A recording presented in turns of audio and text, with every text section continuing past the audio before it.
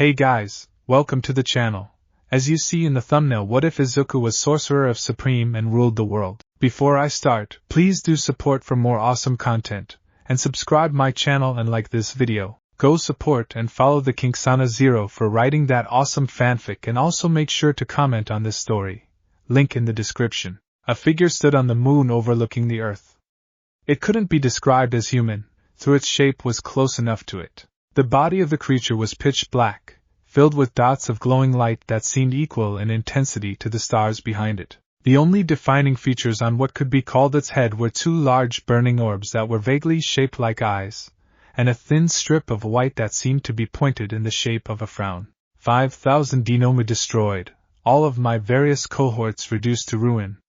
This has been a terrible week. The being's voice was odd, seemingly reverberating on itself, as if 100 people with the same voice all yelled down a cave at once. The starlight-filled creature turned its head to the man behind him, the twin white orbs that made up the creature's eyes narrowing in obvious annoyance.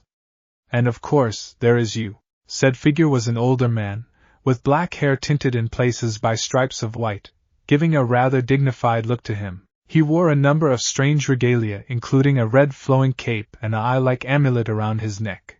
But most striking was the gauntlet over his right fist, seemingly perfectly fitted for just him and with 6 glowing stones placed within it. "Your reign of madness ends now. I shall return you from whatever dark corner of reality spawned you," the caped man proclaimed, his voice booming despite the vacuum of space around them. The figure let out an odd laugh, its voice a low affair that seemed to shift in tone and pitch with each movement. "Well, you would be far from the first to try." It raised its hand and tilted its odd head to the left. "Very well. You face Dr. Stephen Strange, master of the mystic arts and protector of this world." Strange lifted the arm covered by the gauntlet as the 6 stones lit up bright enough to illuminate even the darkness of space. "Oh, are we doing names? I love doing names." The figure was almost giddy at the prospect as space began to warp in front of his outstretched hand.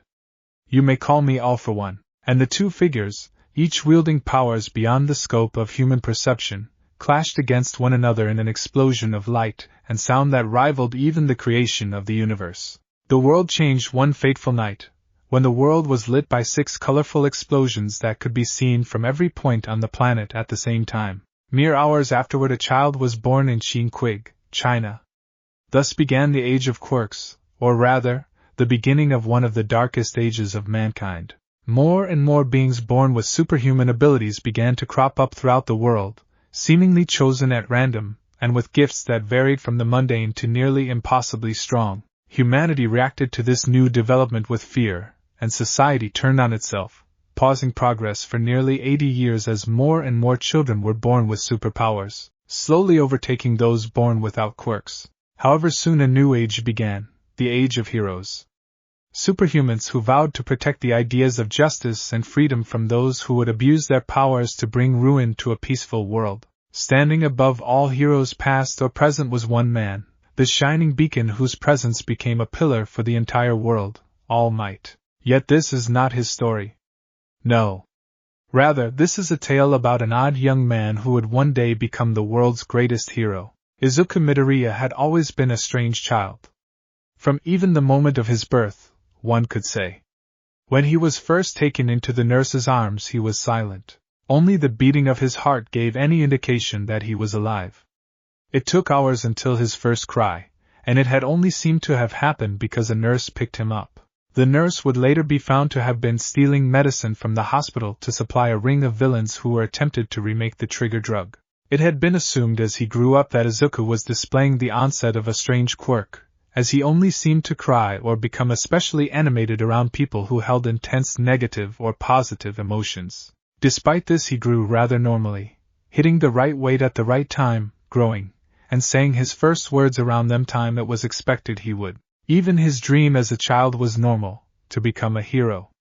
To the outside observer, Izuku was a normal child with an odd quirk. However, the truth was a bit stranger, though the only person who knew about anything strange happening was his mother, who was all too happy to simply write off any oddities as childish mischief. After all, it was normal for a kid to talk to imaginary friends, or move things from one spot to another, or hit the remote to the exact channel when a hero he enjoyed was on. Animals being attracted to him was also easy to write off as he seemed to take care of them. And yet that sense of normalcy in the face of the unknown changed due to a doctor's visit, where a professional had told them there was simply no way that Izuku could have a quirk. Even specialists brought in due to the circumstances claimed the same. The confusion this injected into the heart of the family was immense. Inko Midoriya could only watch as the hope burned away from her son's soul, asking desperately if he could be a hero. All she could do was cry and hold him, cursing her own weakness. She didn't notice for a moment the lights flickering, or the sorrowful howl of the local strays. Being declared as quirkless in a world of superpowers was near the same as being born without arms or legs. Anyone who knew always carried some amount of pity in their hearts. As children saw adults leaving Izuku to his own devices, they chose to do the same, until there were few people in the elementary school who could even remember the young boy. Despite this, he gravitated to another boy named Katsuki Bakugo, following him and his group despite jokes made at Izuku's expense, or the occasional too-hard play punch thrown at his arm. To Izuku, Bakugo was like a bright flame. His passion and drive made him a person impossible for someone with Izuku's disposition to not want to follow. Until one day, Bakugo had pulled his friends into a place they weren't supposed to be, and while playing he fell. He was unharmed and more bothered by having his clothing soaked than having actually taken a fall. It was on pure reflex that Izuku ran down to offer a hand to the other boy. A hand offered in help was a shot to the boy's pride, and when he slapped it away, a feeling that Izuku had never previously encountered shot through his body. Hate. Bakugo hated him. Hated that he was being offered help.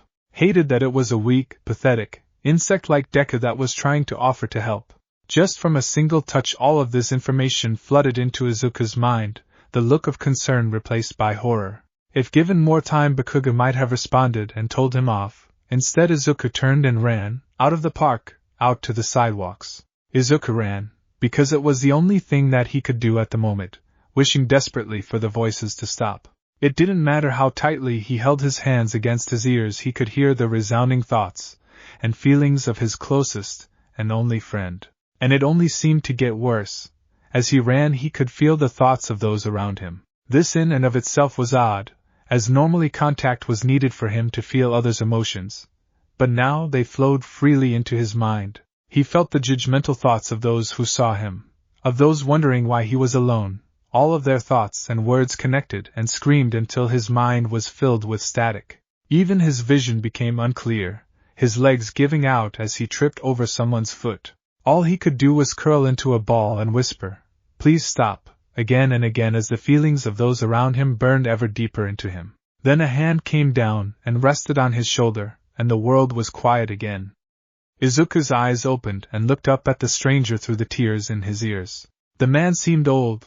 His hair was black but with a number of gray spots running throughout it, and from his facial features it was obvious he was a foreigner. Yet still he had a smile that was calming, and now that the voices were gone he could make out the words being spoken by the man. By the ageless Vishanti guide this young man's soul to peace and ebb the flowing mana within him. The man's words were spoken with a kind of strength that Izuku had never encountered before in his life, and it seemed that the static that had been building in his mind ceased. Interesting, and I had thought that this world was utterly without those with a deeper connection to the mysteries of the mystical arts.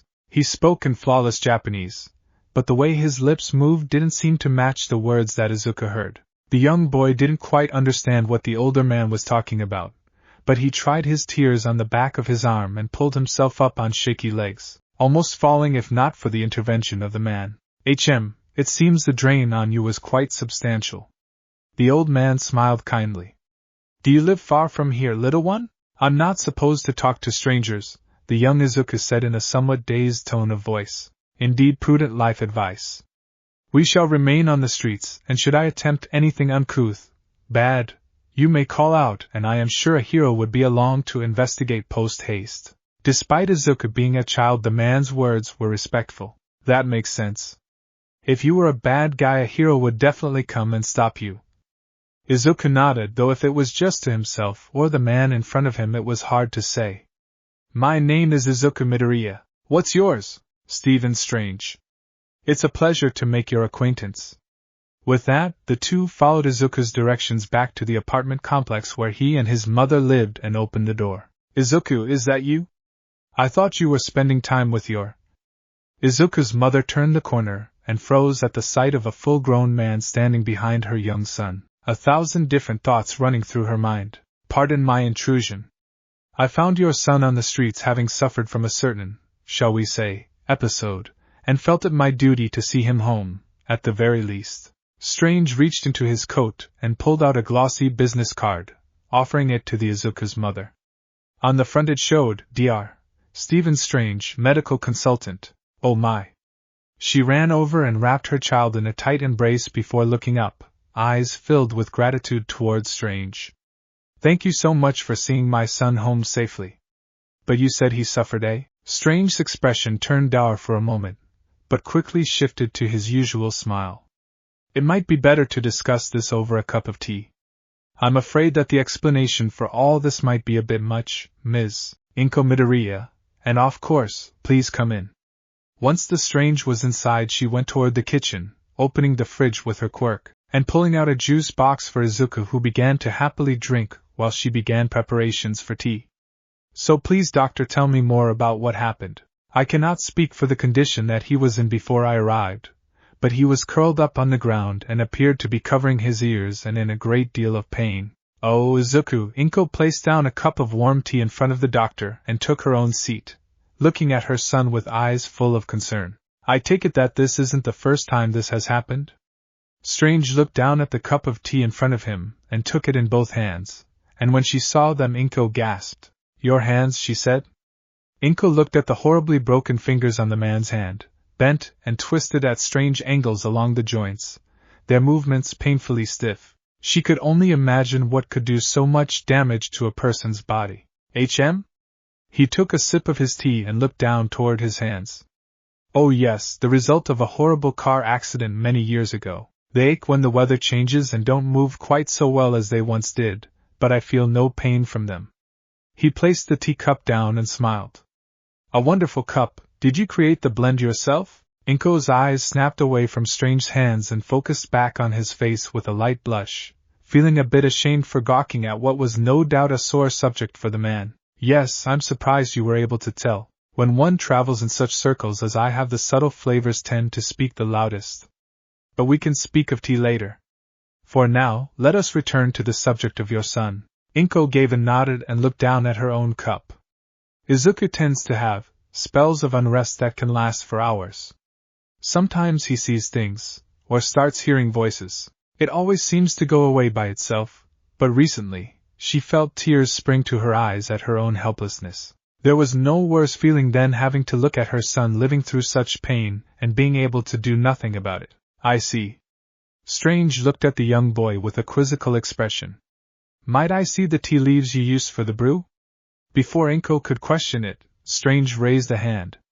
Please humor me. Despite the question held on the tip of her tongue, Inko stood and walked over to the sealed containers where she kept her tea blends. No, the ones that were used, please. If you could put them on a plate for me as well. I would myself, but such subtle tasks are difficult for me. Strange smiled and waited for her to drain the rest of the tea and place the used leaves on the plate. Once offered to him, he looked toward Izuku. Young man, if you would please come over. Izuku looked up from his juice box and walked over to the older man and was motioned to look into the wet leaves on the plate. An odd expression came over Izuku's face, and suddenly his eyes began to move as if looking at something only he could see until his face exploded into a bright smile. All Might is on TV. He rushed to the living room with the excited speed only a child could muster and turned the device on, hitting in the keys to the exact channel showing coverage of the symbol of peace in battle with some villain. For her part, Inko looked gravely confused, but Strange could only smile as he pushed the plate further onto the table. It is rare for one as young as him to develop such strong abilities so early. In fact, I had thought that in this whole world I was the only one in any way connected to the mystic arts. The mystic arts? You mean magic? Her expression became doubtful for a moment. It goes by many names, but yes, magic is a good blanket term.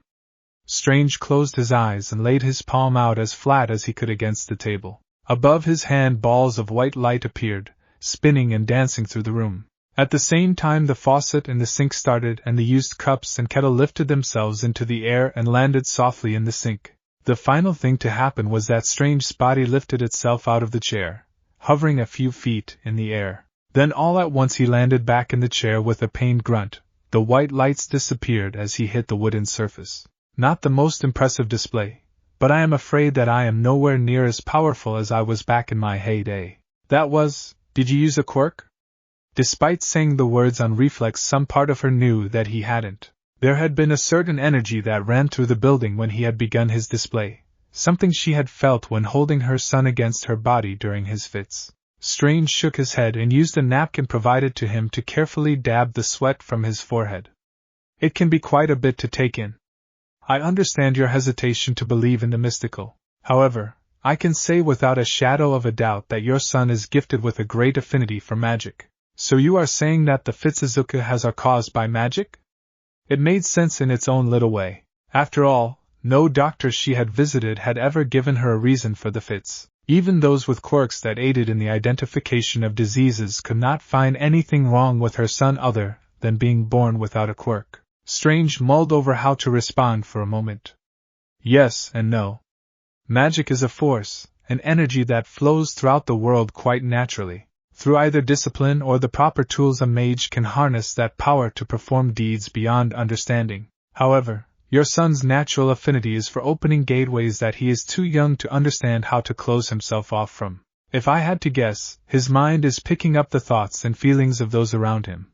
He is a powerful empath on a level rarely seen. It was obvious just from her facial expression that most of what Strange had said sailed over her head, but she understood the basic concepts well enough. Is there a way to stop this from hurting him? Through proper training and understanding of his abilities, I have no doubt that he would be able to gain a firm hold of his natural abilities and prevent such incidents from occurring again. A spark of an idea appeared in Inko's mind and she sat quietly for a moment. This magic. If he learned to harness it, then it wouldn't be dissimilar from a quirk. The doctor thought for a moment before giving a non-committal shrug to that. I suppose it would be within the same vein. A special ability honed and practiced. Though anyone with a connection to the magical realm could perform similar deeds to any other, so I suppose it wouldn't be as wholly unique as the genetic mutations most have. Inko took a deep breath and forced back the tears in her eyes. If he were trained, would he be strong? It wasn't quite the word she was looking for, but she was grasping so tightly to this one thing that her word choice didn't feel like it mattered. Extremely so. I have seen such natural talent in only a select few. If properly trained, he could even come to exceed my own skills. And during my time I have, or, rather, had faced quite a few foes who could have been best described as terrifying. Could he become a hero, if he learned all of this? A few tears ran down her face despite her attempts at keeping herself together. There is nothing more Izuku wants than to be a hero and rescue people. But neither his father's nor my own quirk came down to him. I want to give him the life that he wants, but I can't even give him the tools to pursue what he wants the most in life. She stood and bowed to Strange.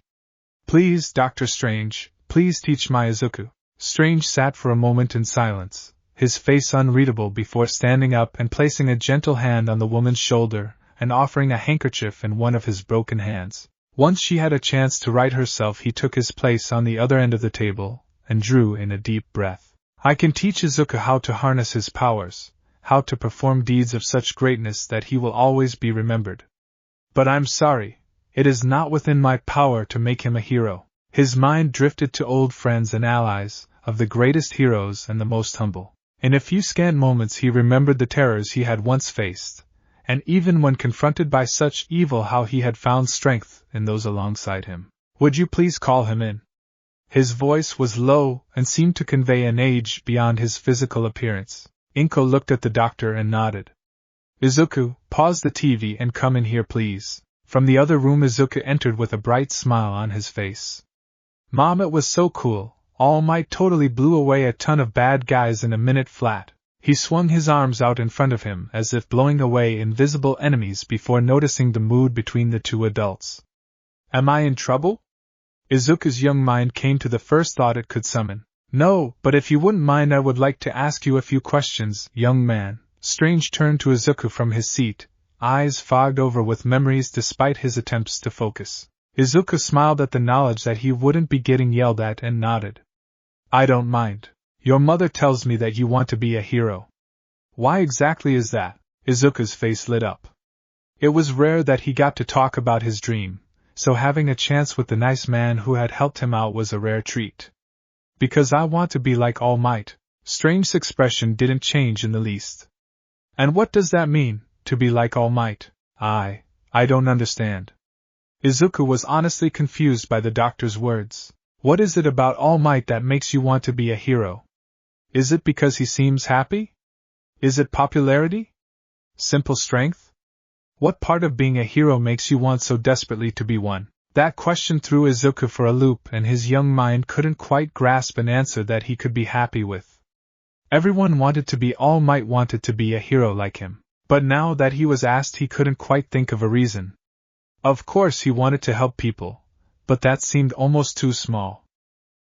He looked down, frustrated at himself. Strange waited a few moments before sighing to himself under his breath. He was about to say that Izuku could return to the living room before being preempted by the answer to his question. It's because someone has to. Izuku looked up at the doctor with eyes filled with an odd sort of determination. All Might is the strongest, coolest, and best there is, and that means he could do anything. But he is a hero who saves people. One time when he was being interviewed, he was asked about why he became a hero, and he said because someone had to protect people, so it might as well be me. So, Izuku drew in a breath and stood to the full height. I want to be a hero, because if someone has to do it, I want it to be me. In that moment Strange found himself frozen by that childish declaration, seeing that there was no dishonesty in Izuku's eyes but a fire burning within them. One that he recognized from the many examples in his life.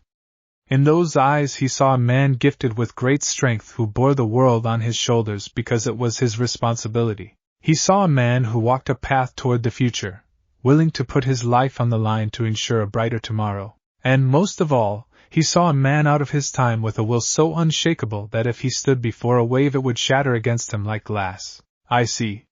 Strange smiled to himself and looked toward Izuku. I believe we have a great deal of work ahead of us. It wasn't long before Strange had to excuse himself from the household, but not before recasting the charm to keep Izuku's empathic abilities from utterly dominating his mind. From what he had told Inko and Izuku, while the chances of such a devastating episode were rare, he wasn't willing to take risks with his new apprentice's life. In addition, Strange provided an address for the two so they could be acquainted with Izuku's training regime and the area where the doctor lived.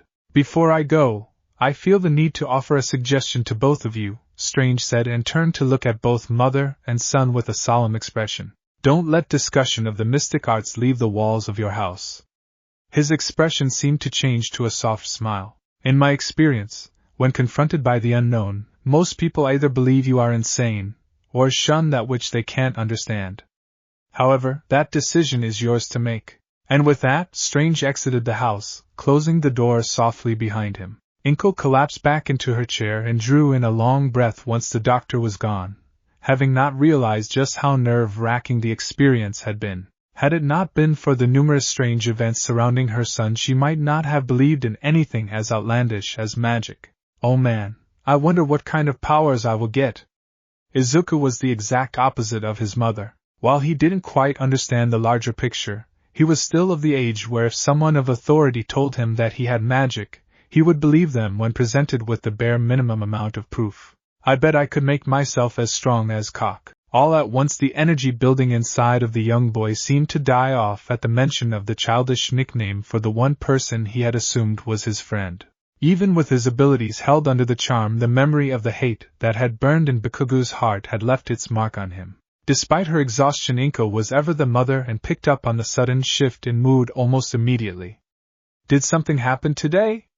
She knew of course something had. Strange himself had said that such an episode would have never have triggered without some sort of outside influence.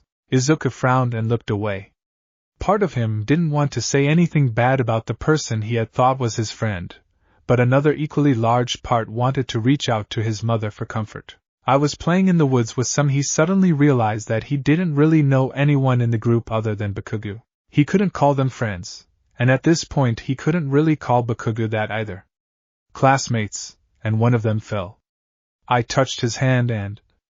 A shudder ran through him. Inko wanted to say something about playing where he wasn't supposed to, but it was obvious that wasn't really the issue at the moment. Izuku honey, you can talk to me. You know that, right? Izuku looked at his mom for a moment, and ran over to hug her, the pent-up stress that he had been doing his best to hide exploding out. He told his mother about the feelings he had received, about the harsh nickname handed down to him, how Bakugo talked to him and what he had thought before was just friendly teasing. By the time he had finally calmed, Inko's blood was ice. She had no idea how she had missed such things happening, but she vowed that she would rectify the mistake. Don't worry, baby, I'll take care of it, she had the top of Izuku's head. Go and wash up. I think you deserve a special treat today. Izuku smiled and rubbed at his eyes before walking off to the bathroom, and Inko entered the kitchen and began to gather together ingredients for Katsudon while also bringing out her phone and dialing a number, waiting patiently for an answer. Is this Mitsuki Bakugo? She waited for a reply and smiled. Wonderful, my name is Inko Midoriya, our sons know each other. I was wondering if you had a moment to talk. Somewhere far from the Midoriya household, a boy with an explosive quirk and equally explosive temper got an earful of fury from a mother whose own temper was double that. Finally the end of the week came and Inko and Izuku found themselves in front of the address that had been labeled on Strange's business card, and what they saw was less than what they had imagined. The neighborhood was nice enough, fairly suburban but not the most upkept area, but the house that the card had led them to was of particular note because of just how badly it had been maintained. The lawn was a patchwork of long-growing weeds and potholes, the paint on the house had been long overdue for a touch-up. It looked like someone had pulled a classic example of what a hovel would look like and pasted it down among the slightly worn but still presentable houses near it. Do I have the right address? Inko looked down at the card and then her phone, trying to wrap her mind around how someone who had seemed so refined lived in such a horrible home. Trust not what you see with your eyes. Both mother and son jumped and turned to find Strange behind them, holding a bag of groceries and a thin smile. As a first lesson it should suffice. With that said, Strange walked past them and pulled a large iron key from his pocket, placing it right on the threshold of sidewalk and lawn and turned it to the side. And before their eyes the world shifted, reality turning on its head as the home began to lift and fold itself down, and a new building took its place. Rather than a worn hovel, the building that took its place was a large Western-style mansion that stood at least 3 stories tall, but the size seemed to shift so it was hard to even glean that amount, as if it was settling in reality. Even its width would suggest it would encroach on the buildings on its sides, but through whatever strange magics worked on it, the building still managed to stand and neither of the buildings to its side were affected. Even looking at the strange sight gave Inko the beginning of a headache, but for his part, Izuku was fascinated, running forward to touch the air where Strange had put the key. Wow! Did you put up some kind of cloaking field around it, or do you teleport it in? Despite being young, Izuku had put a surprising amount of time into learning about odd things.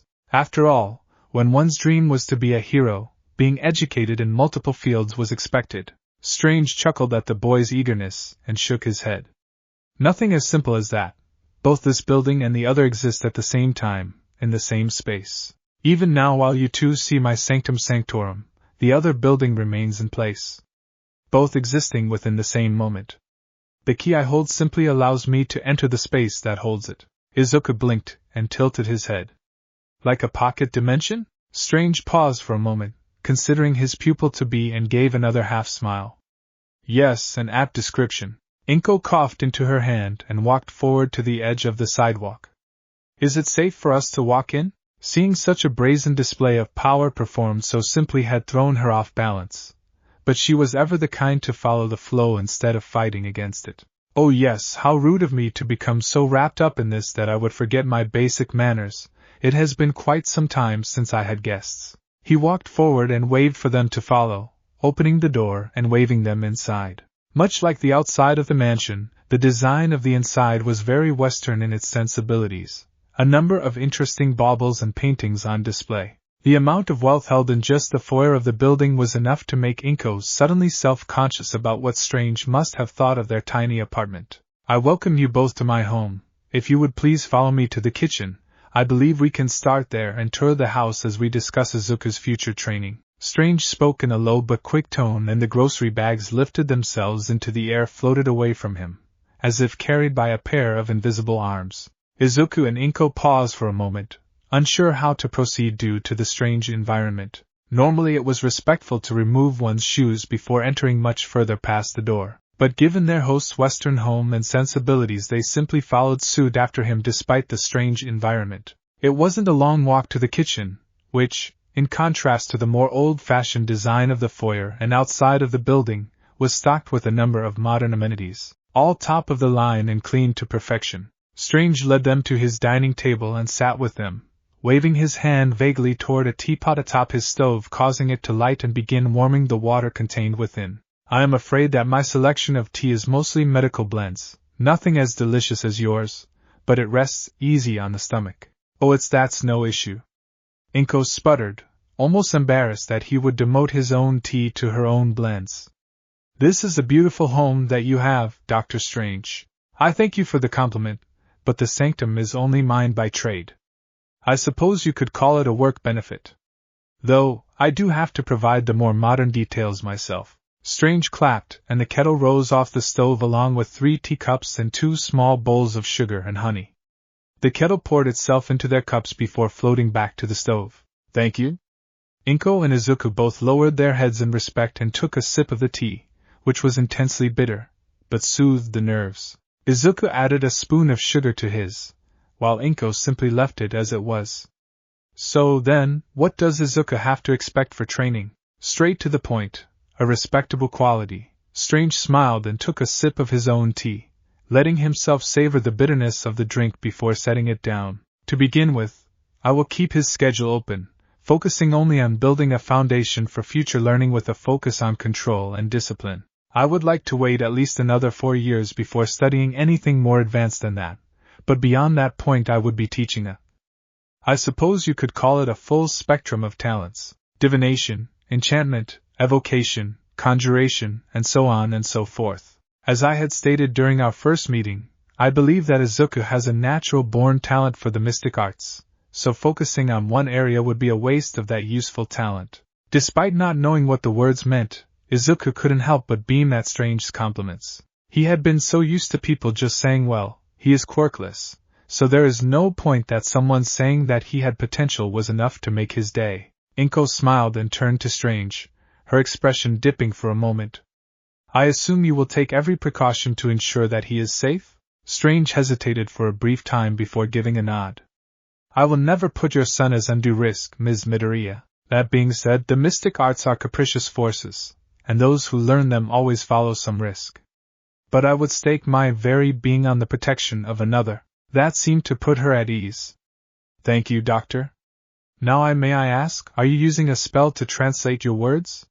He seemed a bit surprised, so Inko hurriedly continued. I noticed that when you speak your mouth doesn't quite match your words. It's a close thing, but it's difficult not to notice. I see that your son's eye for detail is inherited rather than a byproduct of his own talent. Strange stood up and motioned for them to follow, the cups and kettle floating themselves into the sink to be washed later. As I am sure you have already noticed, I was not born here. I suppose you could call me an immigrant to Japan, though it is a great deal more complicated than that. Strange snapped his fingers at the door leading back to the main hall, and the door opened itself to a completely different room. Inside was a long hallway lit by natural light from an entirely glass ceiling, which illuminated rows of statues and paintings of various men and women, all in brightly colored costumes and striking poses. Izuku, you are quite the fan of heroes if I remember correctly. Do any of the statues in this room seem familiar to you? Izuku frowned and stepped forward, looking at the various statues and trying to find one that looked familiar. Despite still being young, Izuku had a fair grasp on heroes from around the world. After all, it was difficult to not hear about even those from across the sea when you were a big enough fan, but he couldn't recognize any of them. Some of the images certainly bore a resemblance to other heroes, but there had been thousands of heroes throughout the years, so that was a given. Finally he shook his head. No, are they all from across the sea? Strange smiled sadly and looked over the collected statues. In a way you are right, but it's a deal more complicated than that. Another snap and the three were in another room, this one containing a number of odd-looking artifacts, including a large glass case, a red cape and an eye-like amulet that were seemingly suspended in the air. At the very top of the room was a glass window in the same design as the eye amulet. The view outside of the window, however, was not the sky, but rather a collection of white lights on a black background. For each possibility there exists another existing alongside it, both diverging like twin streams of a river. Strange opened his arms and the window seemed to zoom in on one of the lights until Earth rested comfortably within the view of the mirror. And then, with a final movement, the window showed Japan, their view zooming down and revealing massive monsters the size of skyscrapers roaming it, snapping and fighting each other. Earth 100M. A world where giant monsters evolved instead of man. Strange waved his hand and another Japan took place on the screen, this time an advanced city whose buildings seemed to pierce the sky itself. Earth 3842. A world where technology advanced at a mind-boggling rate. Another wave revealed a world where people and dinosaurs lived together. Earth 500J. I could continue, but I assume you both understand the point. Inko looked at the window for a moment, her mind wanting to call doubt on the sheer lunacy of the situation. But at the same time, Strange had displayed acts of power that couldn't be explained and had gone out of his way to be honest. If he had decided to lie to them, she somehow doubted it would be something so unbelievable. So you came here from another Earth? That's so cool! Izuku cried, looking up at the window with awe in his eyes. He didn't doubt for a second the doctor's words. After all, he was a wizard, so why should the fact he came from another world be strange? Indeed, Earth 616. Strange raised his hand for a moment, but hesitated and slowly lowered it. My home reality was a place of great heroes and terrible villains. The statues you saw, they were under my protection after some villain attacked the museum that held them. A great many of them were people I would count as friends. Izuku looked up at Strange. Even without full access to his empathic power, it was easy to see that the man was in pain, so he stepped forward a bit. What happened? Strange looked at his student-to-be, a deep sadness in his eyes. Our world came under attack by a being of indescribable power, with an army of monsters at his call whose strength rivaled even the strongest of our number. We fought, and by a miracle we won. His hands tightened to fists. I confronted the leader of the monsters with the greatest weapon that we could muster, and I forced him to flee, but not before. He looked down, not able to meet their eyes.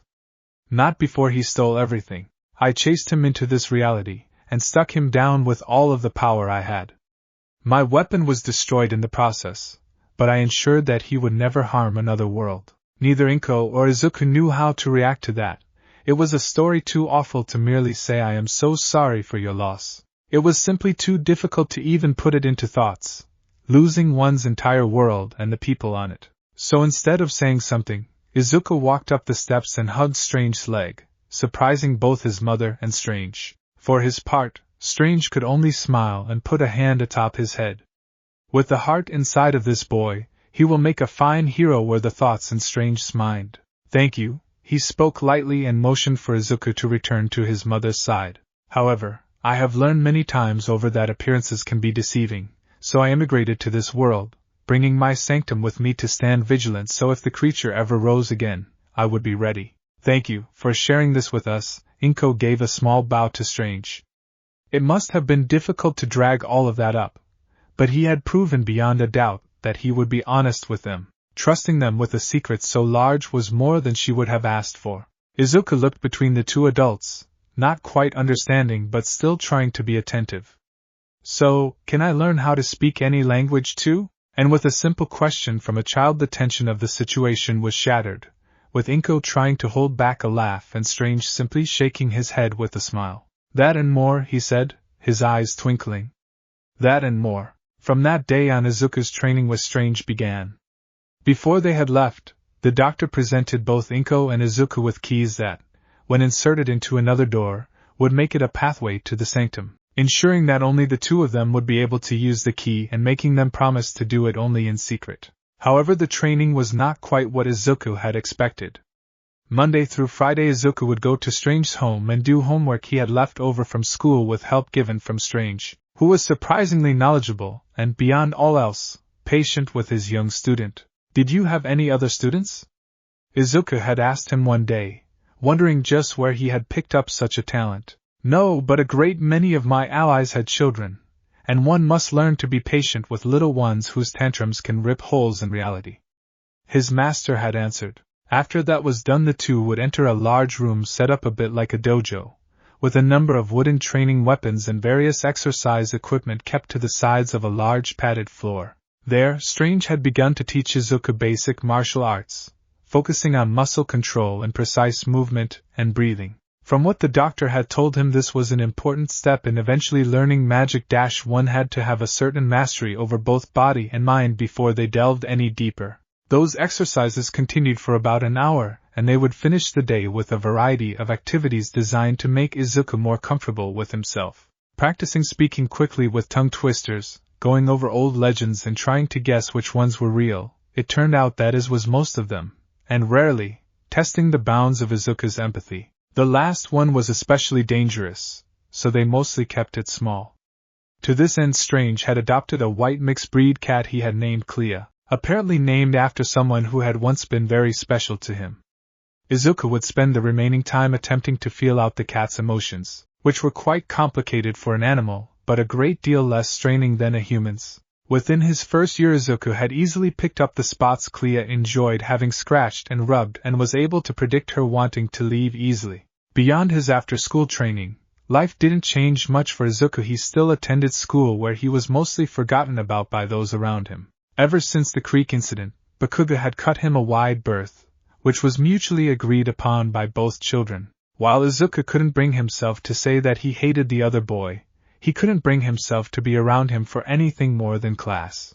The teachers seemed impressed, at least when it came to his grades, but all the same they continued to give Izuku the exact treatment as before. It would be another 4 years of this routine, and though both Inko and Strange worried about Izuku's lack of a social life, either complained about his dedication to learning magic. Things finally changed on his 10th birthday, a small affair in the Midoriya household with only Izuku, Inko, and Strange. They enjoyed a good meal together, and drank tea as Izuku opened gifts from relatives and cards sent by his classmates out of obligation. A few new All Might toys put a smile on his face, but it was the final gift from Strange that excited him, an odd eye-shaped amulet that hummed with mystical energy. When Izuku took it in his hands, he felt a wave of static run through him, but found he couldn't let it go. Strange kept a careful eye on his student as he held the object. What you hold is the Eye of Agamotto, one of the most powerful and ancient of the relics that can be safely used, and only meant to be held by the Sorcerer Supreme. However, that was on my world, and while it maintains a great deal of power, it no longer grants me its power. So I pass it into your hands now, as a sign that the time has come. Izuku looked at his master, holding the eye to his chest. The time for what, sensei? Strange gave a half-smile. For you to learn magic. From this point forward I take you as a full apprentice, Izuku Midoriya. Izuku smiled widely and stood up to give a bow towards Strange. I'll do my best. Far away from that happy scene in deep underground rested a laboratory that had been built and hidden under a skyscraper owned by Next Limited, a massive business empire with hands in everything from cell phones to hero outfits. It wasn't a stretch to say that the corporation was one of the most powerful corporate entities in all of Japan. However, only a select few knew about what certain floors of the building were used for, and only a handful of those knew about the secret lab hidden deep underground. The elevator dinged as it arrived at the underground lab, and out from it stepped two people, one a man whose body seemed to be composed of a black mist that swayed to the air currents blasted out by the AC. Within the room, the other a teenage boy tapping away at a handheld system and cursing his luck. What are we doing here, Kurojiri? The teen spat, his voice filled with venom but also containing a small tremor, as if just being in this place put him on edge. Kurojiri looked at the boy, wanting to admonish him but knowing there would be no point. So, instead, he simply sighed and flicked on a light switch, revealing the room. It's because this is a very special day, Tamura Shigaraki. The room was barren except for its center, in which 5 large tanks each contained an odd creature. The skin of the creature was jet black, and they all seemed to have their brains exposed, not as if the top of their skulls had been removed, but rather as if they had simply evolved to look that way. Multiple tubes were plugged into their bodies, and one attached to their mouths seemed to provide oxygen. Each tank collected a red fluid from the creatures and fed it into what could only be described as an oddly designed coffin in the lab's center. Along the coffin's front a number of lights flickered between different colors, until eventually stopping on green. So will he finally wake up today? Because the last 5 times you brought me here they were all false starts. Despite saying this, Shigaraki put his device away and looked at the coffin as more and more of the lights flashed green. And then finally, the bottom light on the coffin flashed between yellow and red before finally clicking to green. The coffin opened outward, and a figure fell from within the device only to land face first on the floor. Every inch of the thing's body was covered by tightly woven bandages, giving off an almost mummy-like appearance. At first the figure could only squirm, but slowly it managed to get its bearing, pushing itself up with its arms and laughing in a strange masculine voice. I feel like I've been asleep for ages, the thing from the coffin rasped as it pulled itself to its feet. Kurogiri sunk into a deep bow toward the figure, placing one ethereal hand on Shigaraki's head and forcing him to do the same. It has been too long, master. Please, enough with all that, we're all friends here, aren't we? The figure walked, or rather, stumbled over to Shigaraki and sunk to a knee so he could look the younger man in the eyes. It's good to see you again. Have you been looked after while I slept? Shigaraki looked to the side, not able to meet the figure's eyes. I've been fine, like you asked. I have been training and getting stronger. Gone was the arrogant tone and venom in his voice. Now Shigaraki was almost like a young child trying to get the attention of a parent. Good, he ruffled the boy's hair and stood up, trying to close his fist and finding himself unable. 90% of my bones broken, the other 10 either reduced to dust or fractured beyond belief. Even with all of my healing and the H-Nomu I lack even a fraction of my old strength. But a broken body is no excuse for leaving you two alone. The figure brought its hands to its head, moving the wrappings enough to reveal its eyes, black pits dotted with starlight that slowly faded away into a red. All for One has returned for you, Shigaraki, just like I always do. All for One stood up and began to chuckle, though it quickly broke into a loud and deranged laugh, throwing his entire body back into it as the sound echoed in the empty laboratory. The first day of training wasn't what Izuku had expected, as within moments of entering the sanctum for the first time after his birthday party he was given a number of cleaning supplies and leave to the sanctum's library. Strange ran a finger along the spine of one of the books, rubbing said finger with a frown on his face. It has been ages since someone has cleaned this place. Once you finish we will begin your training proper. Izuku looked at the bookshelves, slowly cranking his head back to take in the full view. The shelves themselves took up each wall of the room, reaching higher than the building itself through whatever eldritch means bent the very fabric of space within the walls of the building. A small army of dedicated and professional cleaners would look at the various walls and quickly excuse themselves for fear of a broken neck. Without a moment's hesitation Izuku accepted the challenge and gathered his supplies. On the first day he attempted to do everything normally, taking the books off one by one with as much care as possible, and cleaning the wooden shelves. By the time he was halfway done on the second row of shelves around the room 5 hours had passed, and Strange called him away to work on his homework and meditation. It progressed like that for some time. Izuku would do his best to pick up where he had left the previous day, but it always burned too much time, and what little remained would be focused on classwork followed by using whatever time was left to either meditate or continue his education on self-defense. The task did have its upsides however. Izuku had started speeding up while running around the room, had gained a good sense of his balance from lifting the various important tomes around the library, and finally built a good workout routine from climbing up and down the ladder once he hit the shelves he couldn't reach. However, there came a point where he just couldn't go any faster without risking his safety. Of course, that didn't mean he would try to pace himself. Rather, he began to put caution to the wind, trying to speed along his cleaning task. So, of course, one day he fell. It had been a mistake born of frustration, trying to carry one too many books at once while high up enough that he should have tried to lighten his load. A slid of the foot threw off his balance, and sent him falling from a great distance with no way to stop himself from hitting the hard wooden floor.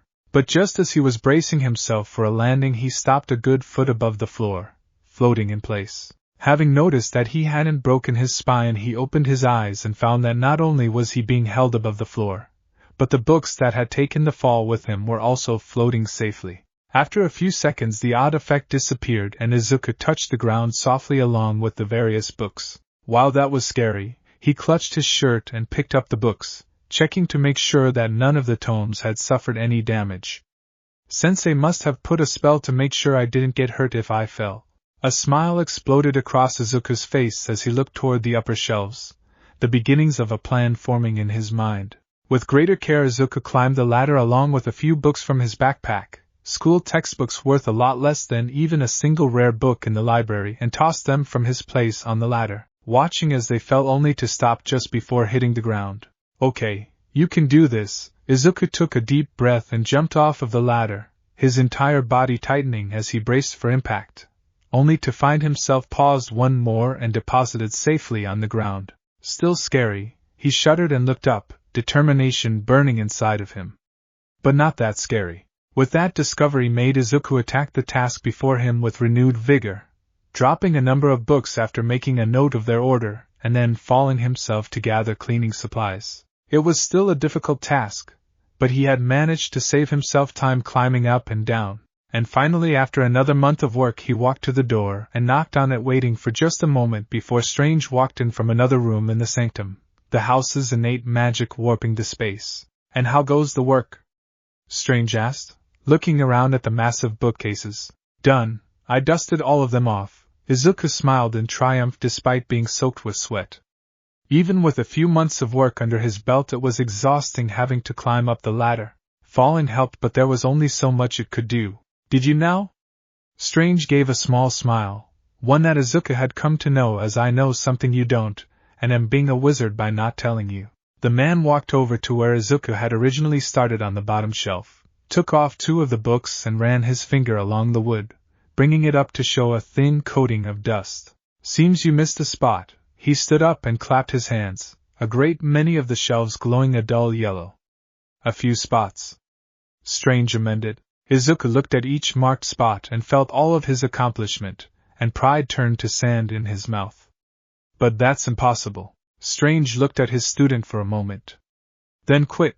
Once you find something that is impossible you might as well just call it your limit." The boy looked at his sensei for a moment, tears pricking at his eyes before giving a shake of his head and squaring his shoulders. "I won't quit." "Very well." Strange turned and walked to the door. "Wait, sensei." Strange turned as his student called out to him. "What kind of spell did you put in the room?" A brief look of confusion came over Strange's face before it set itself neutral. "There are no spells in this room. It's just a library." And with that he walked out of the room. It took longer than Izuku would have ever wanted to admit before those words finally clicked with him. If there were no spells in this room, but neither the books nor himself had been hurt by the fall, that simply left one avenue of thought. When someone fell they put out their arms to catch themselves. Even as a kid Izuku understood that much about things. It was simply instinct, something that didn't need to be taught to someone. If you tripped you put out your arms so you didn't fall. If you dropped something, you would try to catch it before it hit the ground. If he extended upon those ideas, then the same arms that could catch a falling object, or stop him from hitting the ground, should be able to pick things up. Same use, different perspective. Izuku closed his eyes and thought about one of the books in front of him, but when he opened his eyes it hadn't moved an inch. Most kids his age might have gotten frustrated by that, but Izuku had always been a different breed than most, and instead his mind started churning over the facts. Whatever ability he had used had only activated because he was in danger. It had extended to the books because they were important enough to trigger the same thought of "I don't want these to get damaged." So in the end, instinct. All he had to do was hit the right trigger. So with that he closed his eyes again, and did what he did best, used his brain. What would happen if he couldn't use magic? Strange had said that once something was impossible, that is where the training stopped. And no training meant he couldn't use the power Strange used, couldn't become strong enough to be a hero. It meant things would go back to how they were before. His mom's sad eyes, the teachers and their pity that just bled off of them, and Bakugu. He would never save anyone, never be like All Might. He would be nothing but Deku. The pain behind that thought burned, and that burning built into a sensation like static. His mind felt it might boil over and cause his entire head to burst. The static built behind his eyes, until all thoughts became replaced by a sharp noise. Izuku opened his eyes and felt as if his jaw might hit the floor.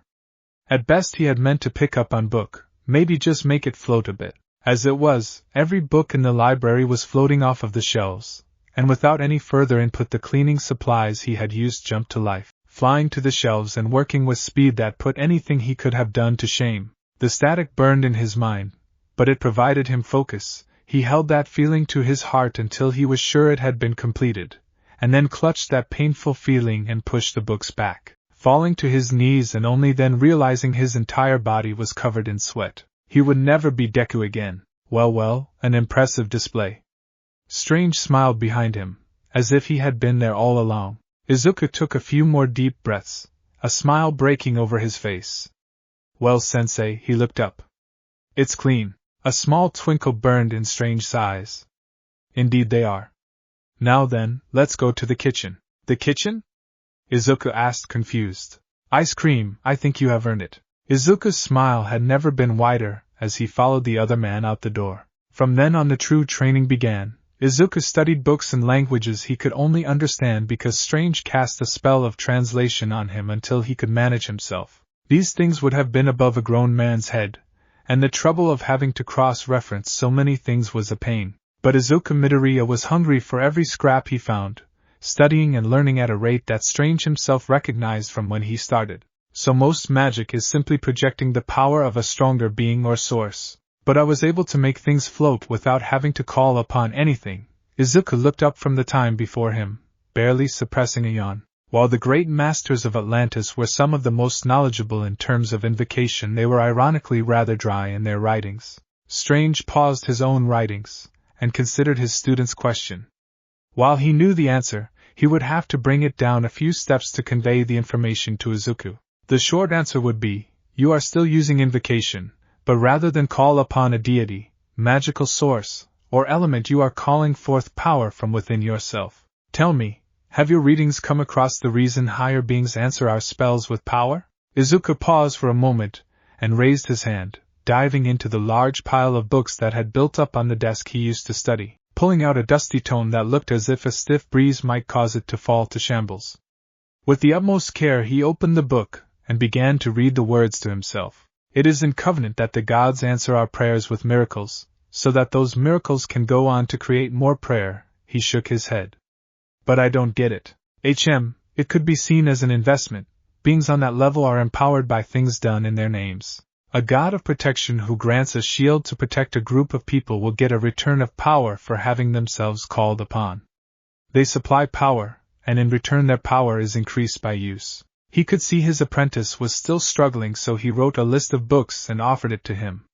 Put a break on your divination and explore this topic until you are satisfied. Thank you, Sensei. Izuku took the list and stood up, pausing at the door and closing his eyes for a moment. When he opened it, the door led directly to the library, and he quickly gathered the books and took his place at the table with a stack of books that easily went over his head. Strange clicked his tongue as his eyes ran over the titles. I see a few outside of my recommendations. Izuku for his part seemed a bit embarrassed. Well, Sensei, you tend to pick really advanced things, but it helps to have a more general-purpose book to start from, right? Is that so? It seemed rather obvious now that Strange thought of it, but it had been lifetimes since the Ancient One had begun his training. I will keep that in mind for next time. Your choices will serve you well, but another level of intermediate might be for the best. Izuku let out a short breath, trying to focus on nothing and everything at the same time before finally opening his eyes out of frustration. I feel like I am doing something wrong, Sensei. Strange opened his eyes and looked to his student with an amused expression. If there exists a wrong way to meditate, I must admit I haven't found it. Just because a single road doesn't manifest the desired results doesn't mean that those results are impossible. There was little Izuku could do but sigh and relax himself from his meditative position. Even if you say that, I just can't find the center that you are talking about. It's not like I'm not relaxed or at peace, but I don't know what I am looking for, you know. I see. Strange stood up and began to stretch himself out. Tell me, my student, what do you find fun? Izuku paused at the odd question for a moment. Well, learning new spells is pretty interesting, and translating a new text, something outside of our lessons, Strange amended. Izuku thought for a moment. I guess watching heroes fights is interesting, but I don't know if fun is the right word. I believe the problem is clear. You are having trouble finding your center because you unbalanced. As your teacher I should have caught this sooner. Strange had little experience with children, but even adults needed to balance their work with interests. Even Tony Stark had things he enjoyed doing outside of being Iron Man. In fact, it could be said that the many ills that faced the heroes of his old world had been the fault of not taking a moment to breathe. What do you mean unbalanced? Izuku blinked in confusion, and tried to discern the meaning of what his teacher had said. There is an old phrase, all work and no play make a dull child. While your diligence to your studies in both the mystic arts and to your normal classwork are to be commended, it has been to the detriment of your greater well-being. Strange summoned a notepad and a pen and quickly wrote something down. In order to take the next step of your training you will need to be able to meditate and enter the astral realm. But until you find balance that will be impossible. To say that Izuku was disappointed was an understatement, but at the same time he understood. Obsession was a dangerous road to walk down. Many of the spell tomes he had studied spoke of those who had been consumed by their work and met untimely ends to powers they shouldn't have ever come across. So what should I do, sensei? Strange gave a half-smile to his student, and put a hand on his shoulder. Go have fun. Okay, Izuku frowned. How do I do that? And for once, Strange had absolutely no answer for his student. It turned out that trying to have fun was a task that was more complex than Izuku could have imagined. His school had a number of clubs and after-school programs, and he gave an effort to try his hand at some of them. The sports clubs had their charm and he wasn't bad at any of them, but they also didn't hold any appeal to him. Kendo and judo also seemed interesting, but everything they were learning was simply old news to Izuku. By the end of the first month of searching, Izuku was getting desperate.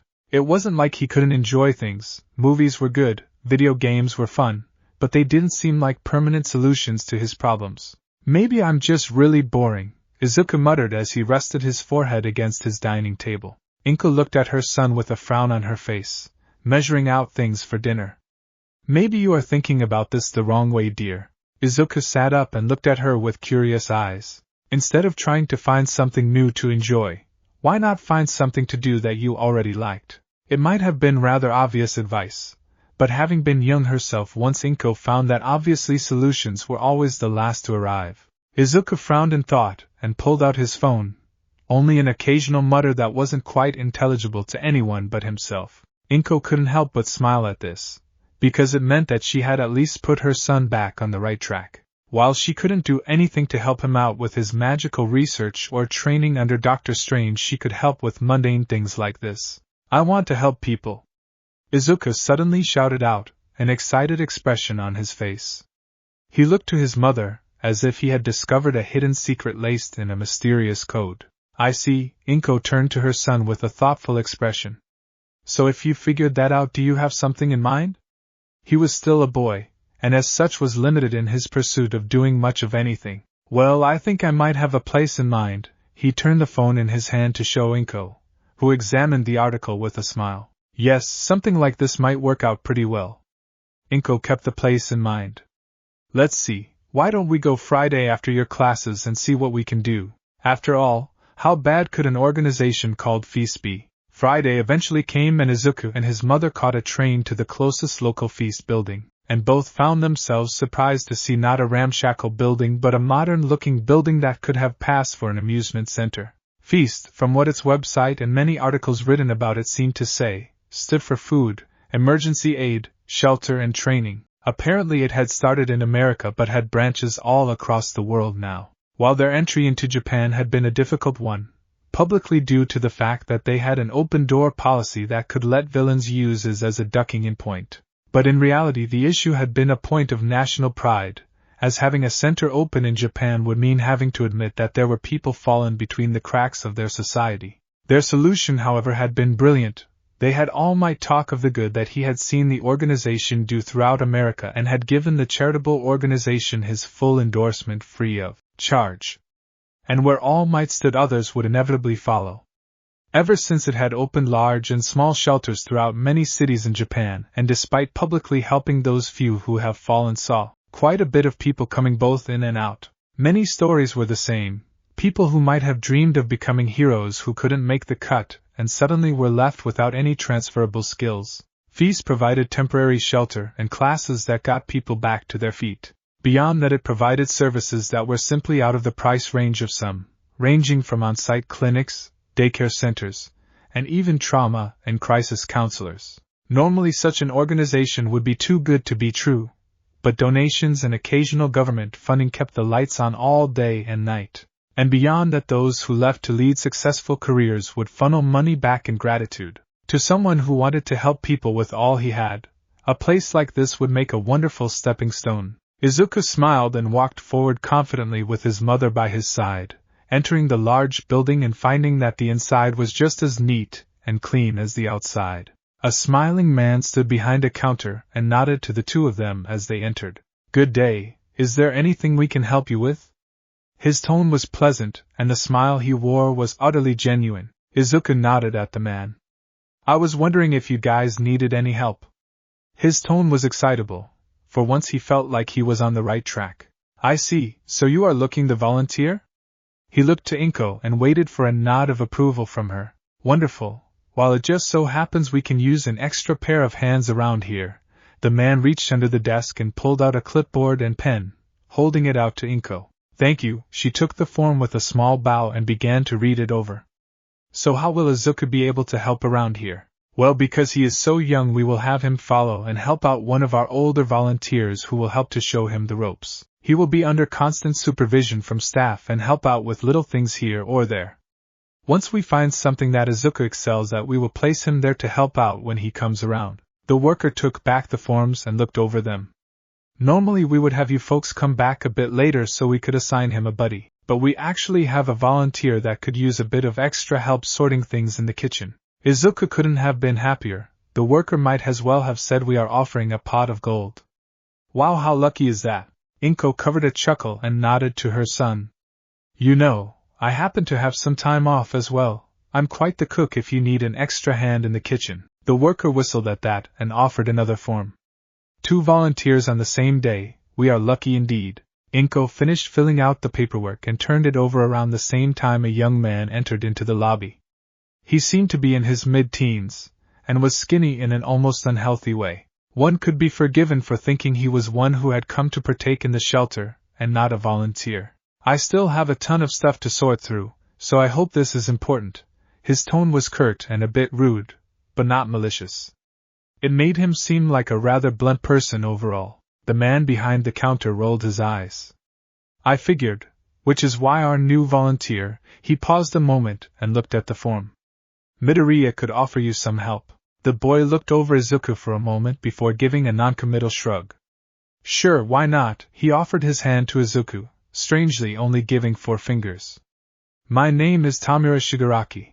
Welcome to Feast, kid." Far away in a large building that looked like it might have been owned by a powerful bank or business, a man whose entire body was wreathed with dark shadows sat across from a man wrapped completely in bandages. Both held a cup of black tea in front of them, but neither drank. "I fail to see how working at that place is beneficial for Shigaraki's growth, master."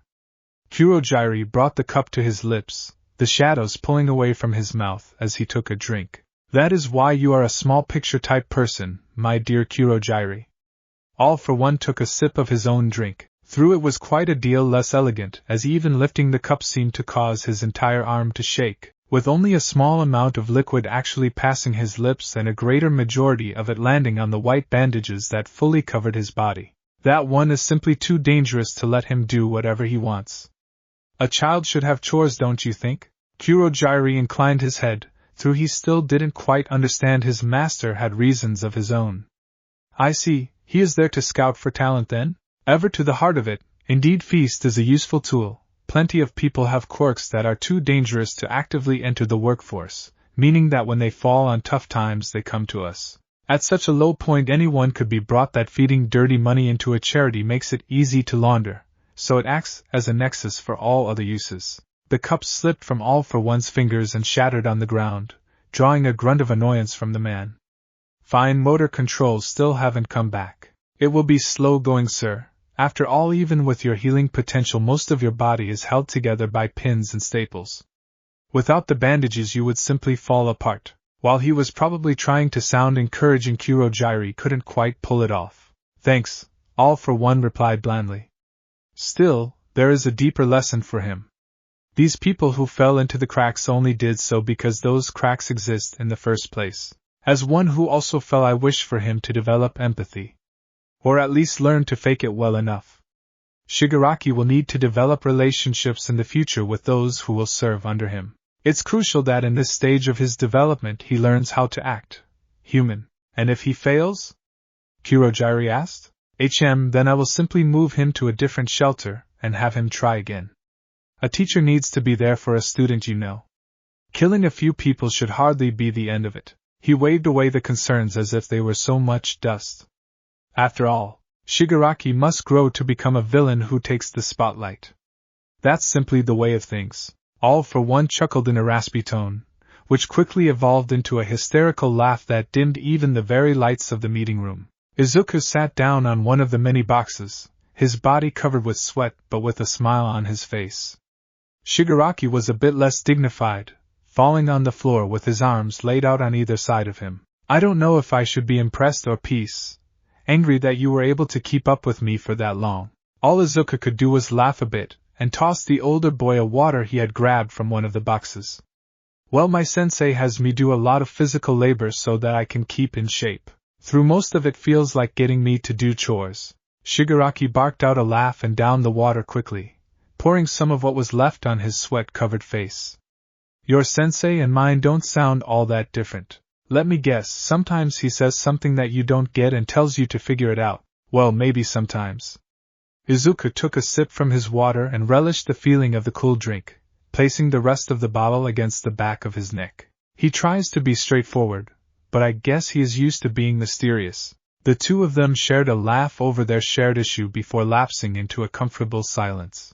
This would mark the third week the two of them had worked together, and while Izuku had shown talents in other areas of the feast center, finding someone that Shigaraki could work with comfortably was a big enough boon to have them attached to each other. With a short grunt, Shigaraki pulled out a handheld game from his pocket and started it up, careful to only keep 4 fingers from either hand on it to prevent his quirk from becoming active. It had been during their first day that Izuku had learned about it, a quirk that caused the destruction of anything that all 5 of his fingers touched. It was beyond powerful, and equally inconvenient for a human to live with. But regardless, he had managed to adapt to it well enough. We need to wait for the doctors to get here before we can move any more supplies, Shigaraki explained as he clicked through the start menu. And given that today is Get a Shot Day, most of the medical staff on site are busy helping, so that means we have about an hour or so to kill. Can't just leave the boxes either. He rapped his knuckles against one of the closest boxes. Sometimes people try to steal them to sell for money. So our job is guard duty? Izuku asked while pulling out his phone. Is that safe for us? Shigaraki shrugged as an answer. Desperate doesn't mean stupid. Feast as a rule doesn't let heroes in, but we do have security people who can deal with rule breakers. So long as someone is close by, no one will do anything dumb.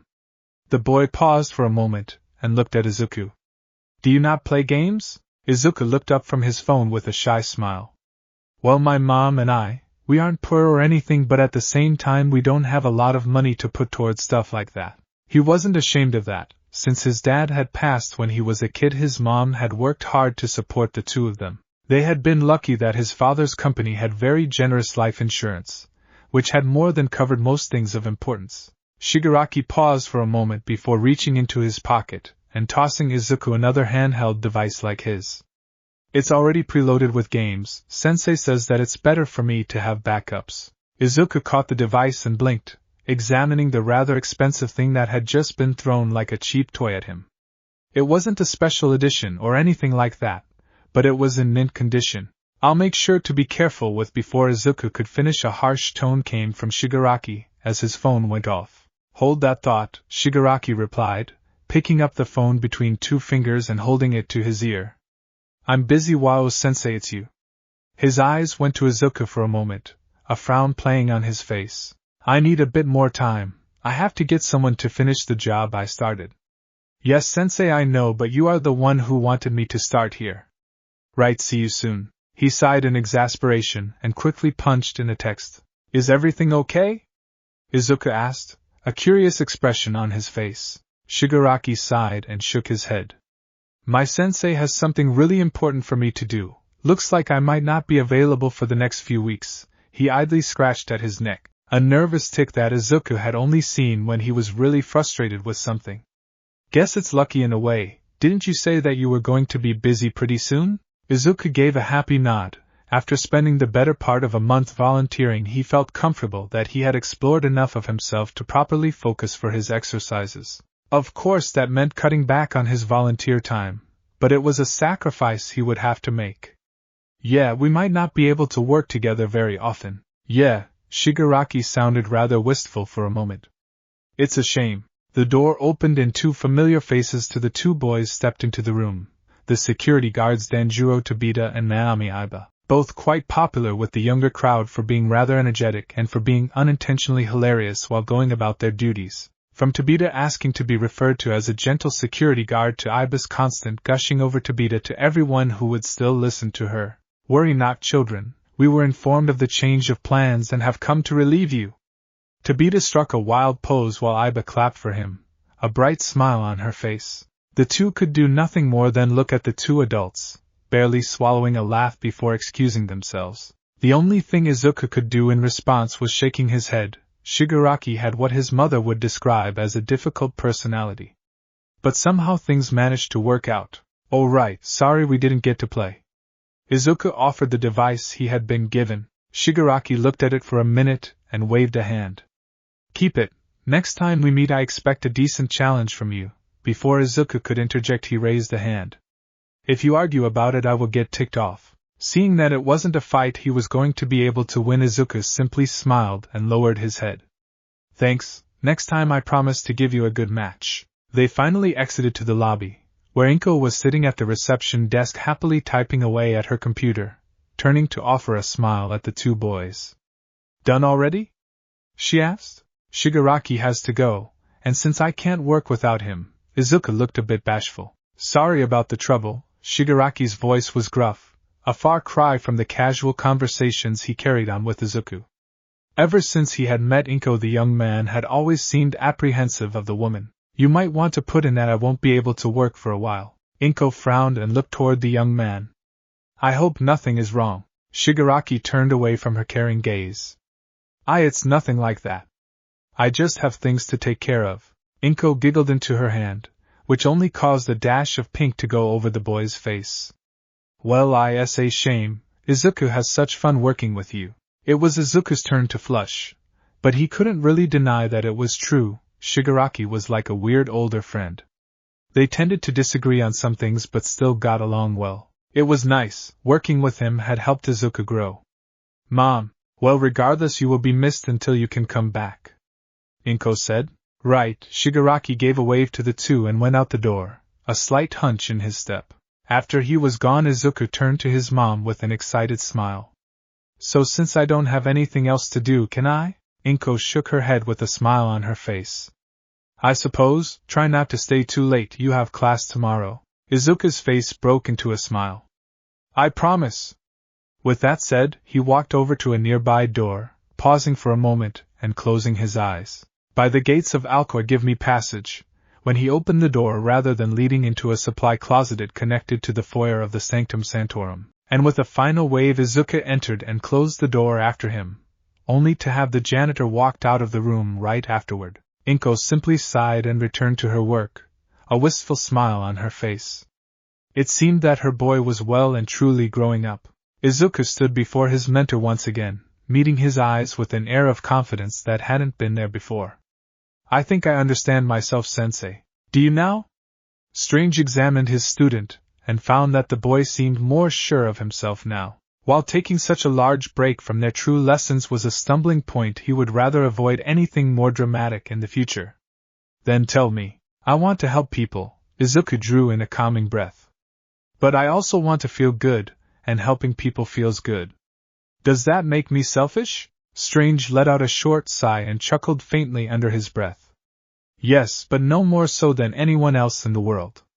Your goal is admirable. With that said, the two of them entered the meditation room once more, Izuku flicking his wrist and causing the various incense burners to light before sitting down. Find your focus, Strange spoke slowly, focusing his breathing even as his student matched him. Let all else bleed from your mind. And once you are empty, your spirit will be able to leave its mortal shell. Izuku did as his master asked, holding fast to his newfound focus in life and letting all other creeping thoughts fade away.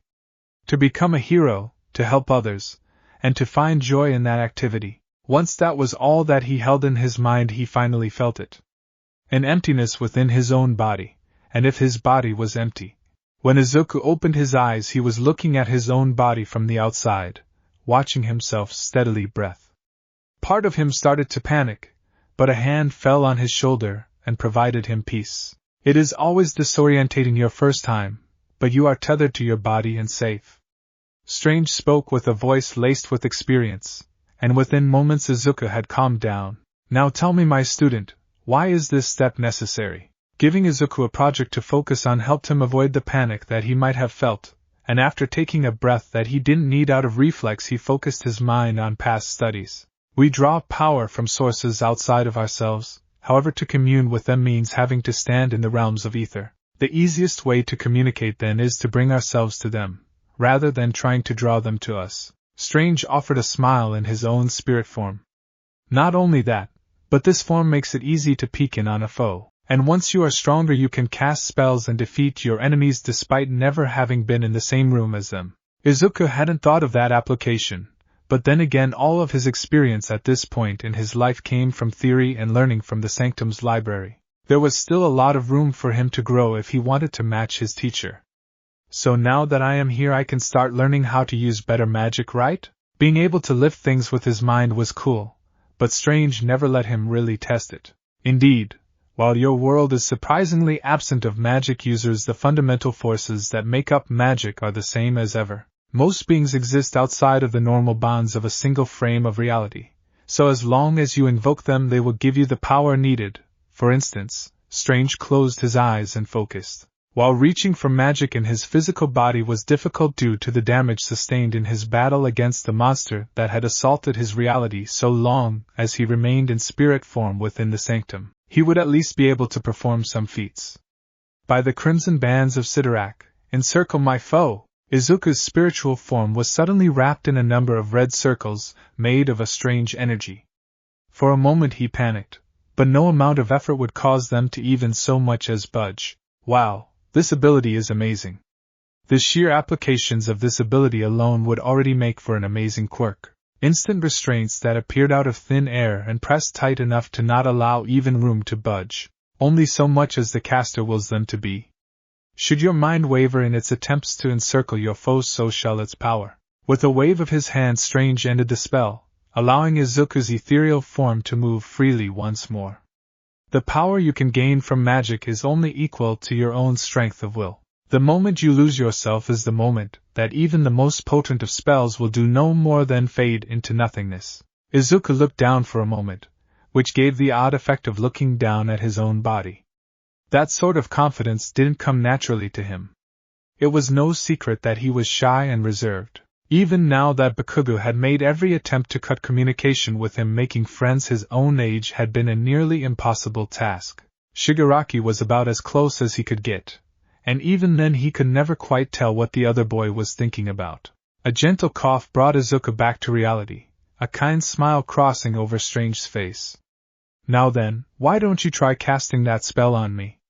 Simply speak the words and push your will forward. That by itself seemed to shock Izuku out of his usual feedback loop. Right, sensei. He closed his eyes and ran over the spell in his head, making sure he had every syllable correct before speaking. By the crimson bands of Sai, and then all at once, the world went dark. Izuku opened his eyes to a room that he had never seen before, becoming quickly aware that he was back in his physical form. What happened? He pulled himself up and looked around, eyes straining against the dark room, with only a few torches offering any sort of vision into the place. Dull stone made up both floor and walls and were cold to the touch. It looked like a scene pulled out of an old fantasy story where the hero was thrown into a dungeon by some wicked king. While this was normally the part where Izuku would start panicking, he managed to swallow down his terror and steeled his mind, running a few of the mantras that Strange had taught him in order to focus his mind. Once his mental state was in order, Izuku walked to the walls and put his hand on it, walking around until he had made an entire lap, finding no door or any obvious exit. Okay, he felt the panic begin to rise up in his chest before an idea came to him. Right, I just need to project myself. I can get past the walls and figure out how I got in. Izuku sat on the floor and closed his eyes, willing his mind to empty in order to embrace a disconnect from spirit and body. It took time to fully quiet his mind, but once he felt the state of emptiness overcome him, a small shock hit his body and forced his eyes open. Apologies, we can't allow you to do that. A tall, skinny figure appeared before him, draped in a long brown cloak, a hood pulled over its head as to hide its face, its voice low and droning. Your mind ain't ready for what lies outside of this here place, not yet, kiddo. A second figure appeared next to the first, similarly hidden beneath a cloak, but rather than tall and skinny it was short and rounded, with a voice full of energy and life. It isn't safe. A third figure appeared, smaller than the other two, almost matching Izuku in height and shape, its voice filled with nerves. Izuku was glad he had already managed to calm himself down, because if he wasn't already prepared, this situation probably would have had him terrified. Who? What? Where? Even saying that, however, he wasn't exactly fully ready for whatever this was. Who is relative? The first replied. What is ever-shifting boyo? The second boisterously answered. And where is beyond explanation? The third replied in its low tone. It took everything Izuku had to remain calm at such dodgy answers, but he managed himself well. For those three questions there were only riddles, which left only one course of action. Why am I here? He asked softly. The figures turned to each other for a moment, before turning back to Izuku. A test must be performed. The first figure said. You are the first to call upon the powers unknown for many years, so you must prove your self-worth before them. The second continued. To the victors the spoils, to the only contender, the victory. The third finished. That was a bit to digest. He had remembered Strange having mentioned his own trials and tribulations when becoming his world's greatest magic user, but nothing like this had ever come up. Then again, according to the theories he had been taught, each unique dimension had its own Sorcerer Supreme. So is this the test? He looked around at the stone room, trying to figure out what he was meant to do. Not yet, the three responded as one.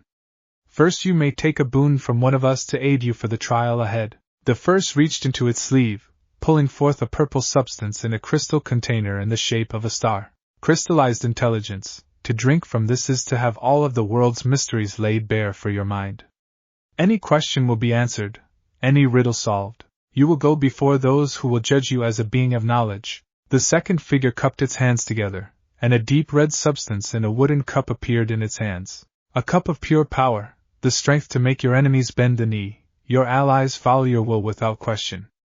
To have this power is to have the might needed to make yourself right in all things. Izuku looked at the two, and could practically feel the power radiating off the two liquids, sweet and seductive, calling for him to embrace the power it would give him. But his eyes turned to the third, who held a paper cup with a clear liquid. What about you? Izuku questioned. I can offer neither strength nor wisdom. Mine is not a gift, and you will face what comes next as nothing more than yourself. All I offer is clarity. Izuku thought for a moment, considering all of the options put before him, and then stepped forward toward the smallest of the three and took the cup, drinking it back. The water was cool and refreshing, and he could feel his mind becoming clear. There were never walls around him, rather surrounding him was open space on all sides. He stood in the center of the stage, beings cast in shadow watching from all sides. Ringed around the stage, high above and down below, you accepted neither strength nor wisdom. Do you believe that you are worthy without the gifts offered to take the role you strive toward? The voices that spoke were like legion, a single booming voice that nonetheless echoed with hundreds of different tones. I'm just me. Just because I am given knowledge doesn't mean I know how to use it. My sensei still needs to explain it, and sometimes even then I have to study to really get it. And it's the same with being strong. Even if I was as strong as All Might, it doesn't mean I could use it to be like All Might. Izuku was nervous, there was no doubt, but he remembered one of the most important lessons Strange had ever taught him. He was never going to be anyone else, so be the best he could be. True wisdom is knowing oneself and not hiding it behind illusions. A figure appeared on the stage with Izuku, a faint smile on their lips. The figure was dressed in all white, a flowing outfit that could have easily been mistaken for a cloud. Their face seemed feminine from one side, and masculine on another glance, ever shifting between either ideal. And the eyes, old yet young, a paradox of a person. So you are to be my successor, a bit young, but so was that man back when he first started. Izuku couldn't help but be in awe of the person before him. Power radiated off him in waves, and for a moment he couldn't help but wonder if Strange had been like this in his prime. The other voices were silent as the person smiled at Izuku. The task you take is unlike any in the world. You are the guard and gate all in one. The beings both high and low will look to your world as they always have. Answer one question, and your test is done. Does the guard stand alone before the coming tide? There was a pause. No. I'm not that strong. I cry a lot when I mess up, and sometimes I don't think I will ever be able to do what Sensei thinks I will be able to. The figure waited patiently as Izuku thought. But my mom hugs me when I cry and tells me to try again. And Sensei guides me to work harder and puts me back on the right track. When I don't understand how to do a task, Shigaraki will get mad, but he will still teach me step by step. If I get scared, Mr. Tabita and Ms. Iba will always come and make sure I feel better. And when I need to work hard against someone, Kaken does something amazing that makes me want to try harder. The figure clapped their hands and turned to the beings that watched. Well then, what say you? A mighty laugh rang out from above. Indeed, well spoken, child. The wisdom of even the Aesir cannot grant clarity of self. The King of Storms votes yea. A dark voice from beneath simply sighed. This one is not for us, but we shall not stand before him. After all, who else shall catch what falls? Hundreds of voices rang out their support, a massive roar of support for him. Only all at once to be replaced with the silence of the stone room once more. However, instead of the three figures, only the one in white remained. You take on a heavy burden, and you are still too young by half to take on the full responsibility of Sorcerer Supreme. They reached forward and took Izuku's right arm, cupping it between two hands before stepping back. Where their hands had been rested now sat a metal bracelet, many interlocking chains wrapping around his arm with a single pendant sitting atop it in the shape of a tree. The Guard of Avalon. Just as your teacher has the Eye of Agamotto and the Cape of Levitation, you shall have regalia to mark your position. Its power will protect you until you are ready to take the next step. Izuku looked down at the bracelet, touching the cold metal in awe and reverence. Thank you. Wait, what's your name? He couldn't properly thank them without one. A name? The figure closed their eyes and shook their heads. I'm just a story, or maybe a dream of a world that never came true. Now then, time to wake up, Izuku. Izuku's eyes shot open as he came back to reality. Gone was the stone room, having been replaced with a guest room he had laid at many times when he had exhausted himself during practice. The sheets were cool, and thin rays of light came through the window onto his sleeping form. Well, you certainly had me worried there. Strange rose up from a chair, his back creaking to a look of mild discomfort on his face. So then, do you want to explain what happened so I can think of a way to protect myself from your mother's wrath? Izuku considered that for a moment, running his left hand to his wrist and feeling the cold steel, offering it for his teacher's eyes. By the crimson bands of Sidorak, bind my foes. A bright red band appeared around the chair Strange had just been sitting in, holding it tight so that any attempt to budge it was rendered moot. It's a long story. Strange looked gobsmacked for a moment, before a bright smile came over his face. One I should very much like to hear. And afterward we need to build a new schedule. Much to do, and only a short amount of time to have them done before you move to your next step. But even while Izuku rested, a darker force began its own advance through the streets. Sir, moving about like this while you are still injured, I don't mean to question you, but is this really safe? Kurojairi walked behind Tamura and is still bandaged, all for one with his quirk deactivated in order to look less conspicuous walking through the lamp-lit street. My body might be held together with pins and the sheer volume of bandages around it, but that doesn't mean I'm an invalid. Kurojairi, all for one, turned his head just a bit to shoot a leveled look back to Kurojairi, which seemed to quiet the man quickly enough. Master, I still don't understand what the point of this is. We've been wandering the city for weeks now and you still haven't jogged your memory. Tamura reached to scratch his neck, but a glare from his master was enough to pause his hand. Good, we'll train you of that disgusting habit yet, All for One declared cheerily as he continued to guide the group through the various streets, giving a small wave to a police officer that passed them on patrol. Even covered head to toe in bandages, he didn't stand out in the least. After all, there were plenty of people who could only survive in this world with special accommodations due to mutations. At the moment, Tamura, you don't need to understand why I do things. Like a good student, you need to simply obey teacher. Tamura forced his mouth shut and simply followed his teacher as they made their way forward. I met someone while working at the center. Oh? All for One turned to Tamura, a hint of amusement in his voice. Could it be that you've finally come into your popular period? I don't imagine many confessions, but if you receive a love note, remember to share it with the teacher so I can gauge if they are worth it or not. That isn't what I mean, Tamura quickly barked out, turning his face away from All for One. I mean, I've been working with this kid. At first I thought he was a pain in the ass that would get in my way. But he isn't all that bad, still annoying, but I don't want to kill him when he talks. Progress is a beautiful thing, isn't it, Kurojairi? When the other man didn't reply, All for One let out a sigh. Teacher is proud of you, Tamura. Managing to suppress your nature in public is the first step toward becoming the perfect villain. It's okay to want to kill, to cause chaos, even to just destroy for the sake of it. But those impulses should always be aimed at constructive uses. Destroying your own organization out of anger will only lead to pain. The group stopped as All for One raised a hand before the opening of an alleyway.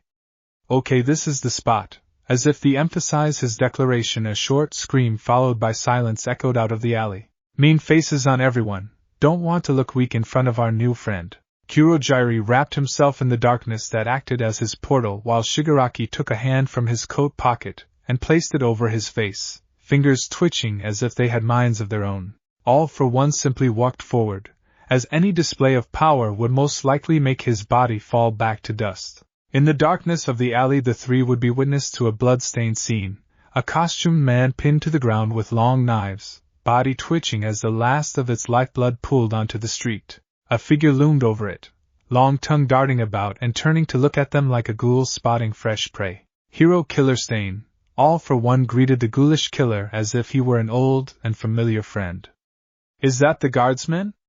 You sly dog, you never failed to impress. Even being witness to this scene, All for One seemed almost playful, like catching a dog chewing on a bone. Stain, however, didn't seem friendly to their approach, pulling out two knives in either hand and taking on a defensive pose. And who the hell are you? His voice was a full rasp, like someone trying to speak through years of throat damage. Friends, enemies, villains? All for One tilted his head. Depending on who you ask. I see, villains, huh? Stain was still for a moment, and then flashed forward at speeds that bordered on superhuman. Neither Kurojairi or Shigaraki had time to even react before Stain was nearly atop All for One and ready to strike. Just more trash to be taken. OU before his strike could land, All for One lifted his leg and slammed it into the hero killer's stomach with enough force to throw him back down the alley and into a metal fence, bouncing off of that only to end up on the floor. Shit! All for One hobbled up and down on one leg, leaning on Shigaraki as one of his legs dangled uselessly under him. You can't imagine how much that hurts. The useless leg began to shift and move of its own accord before a loud crack rang out, and he was able to put pressure on it once more. But it's not a bad trade, seeing as I just broke 4 of your ribs. Stain tried to push himself up, only managed to cough out blood onto the street. Who the hell are you? He weakly questioned. Just a man who wants everything. All for One spread one arm away from himself, and Kurojairi extended a small black portal, out of which a small box dropped into All for One's waiting hand. But also a fan of your work. I come with a gift for the future, a present from far away. He threw the box by Stain's limp form. Stain could only look at the box as it began to shake and rattle, small holes opening as a black liquid pooled out of it, and seemed to move toward him. Stop! Whatever he was about to say was stolen away from him as the black liquid jumped up and covered his face, spreading out from the box and wrapping around his form. Well, I'll be damned, the records were right about this one, All for One whistled as he watched the transformation before his eyes. So Stain, how does it feel? It feels good. The rasp in Stain's voice disappeared as his thin figure began to rise once more, all hints of pain disappearing. I know. Not I. We feel strong. Stain closed his hand as the black substance began to bleed away, covering his clothing and scarf and leaving both as black as the night. Stronger than ever before. All for One gave a nod and pulled out an envelope, tossing it towards Stain, who caught it between two fingers. The price for my gift, when the time comes, follow the instructions within. If you don't, I will repo my gift. Understood, Stain? A low chuckle escaped Stain's mouth, but his voice was different, like two people speaking at the same time. No, not Stain, not anymore. We accept your offer, for this partnership of ours will be greatly beneficial. But from this day forth we are changed, stronger together. To this society of false heroes and daily villains we have become something much worse. Oh? All for One leaned forward. And what would that be? We are Venom. And like that, the night grew a bit darker. Years passed quickly enough, and while some things change, others are meant to be the same. As time draws close for Izuku's next step, his class talks about their future plans. Everyone wants to be a hero, that much is clear, but only two have the sort of grades and recommendations that will put them on a charter to UA. DKU. Bakugo slams an explosive palm into Izuku's desk, sending his school supplies and papers into the air, only to be caught by the invisible force of Izuku's magic. You bastard, what makes you think you can get into UA? The fury in his eyes reminds Izuku of all those years ago in the forest, his offered hand being met with anger. In another time, in another life, Izuku would have summoned half-formed excuse in order to feed a delusion of purpose to his life. But this life was different. Now he stood as the student of the greatest magician of another world, and the future sorcerer supreme of this one. To offer anything but his best to such a question would be an insult to both of them. Because being a hero is everything to me, was his simple and honest answer. That seemed to throw Bakugo off his game for a moment, as such a direct and honest answer wasn't something he was used to receiving. He couldn't throw it back into the other boy's face, and the longer he stood there without saying anything, the more awkward the atmosphere of the classroom became. Well, just don't get in my way. He turned around and took his seat, the teacher having long ago given up on having any chance of controlling Bakugo. The rest of the day went on normally enough, Izuku taking notes, but mostly looking disinterested in the subjects. An advanced course in academics had been part of his mental training, so he was pretty sure he could pass the class with both eyes closed. But such blatant confidence was likely to get him pointed out, and he would rather pass quietly. However, as school ended, that wish was trampled upon as Bakugo and his two goons surrounded Izuku as he tried to leave. Sorry, I really need to get home. When he tried to walk past, Bakugo pressed forward and bumped into him, hard. I don't know where you think you can get off standing up to me, but you are always going to be the same weak Deku as always. Don't think having a quirk is going to make you any better than all those other losers in class. Bakugo was in rare form today, his anger masked by a smile that was all teeth. Izuku looked at him, really looked at him, and tried to figure out why he was doing this, what Bakugo gained out of this entire encounter. Thank you for the advice. Izuku slipped between Bakugo and his friends and shook his head going down the hallway, trying to summon up just why he had felt the need to do that. Even as he walked the streets back home, he couldn't help but try to puzzle it out, think of some reason for his behavior at that moment. And of course, lost in his thoughts, he never saw the pool of green sludge just under his feet. There are few surefire ways to take down a true master of the mystic arts. For those that fight against the learned ones, the only suggestion they can put forward is to attack from incredible distance with a single attack. This made the possibility of a counterattack much lower than on average, if only because the attacker would get a head start should they run into some defense they couldn't pierce.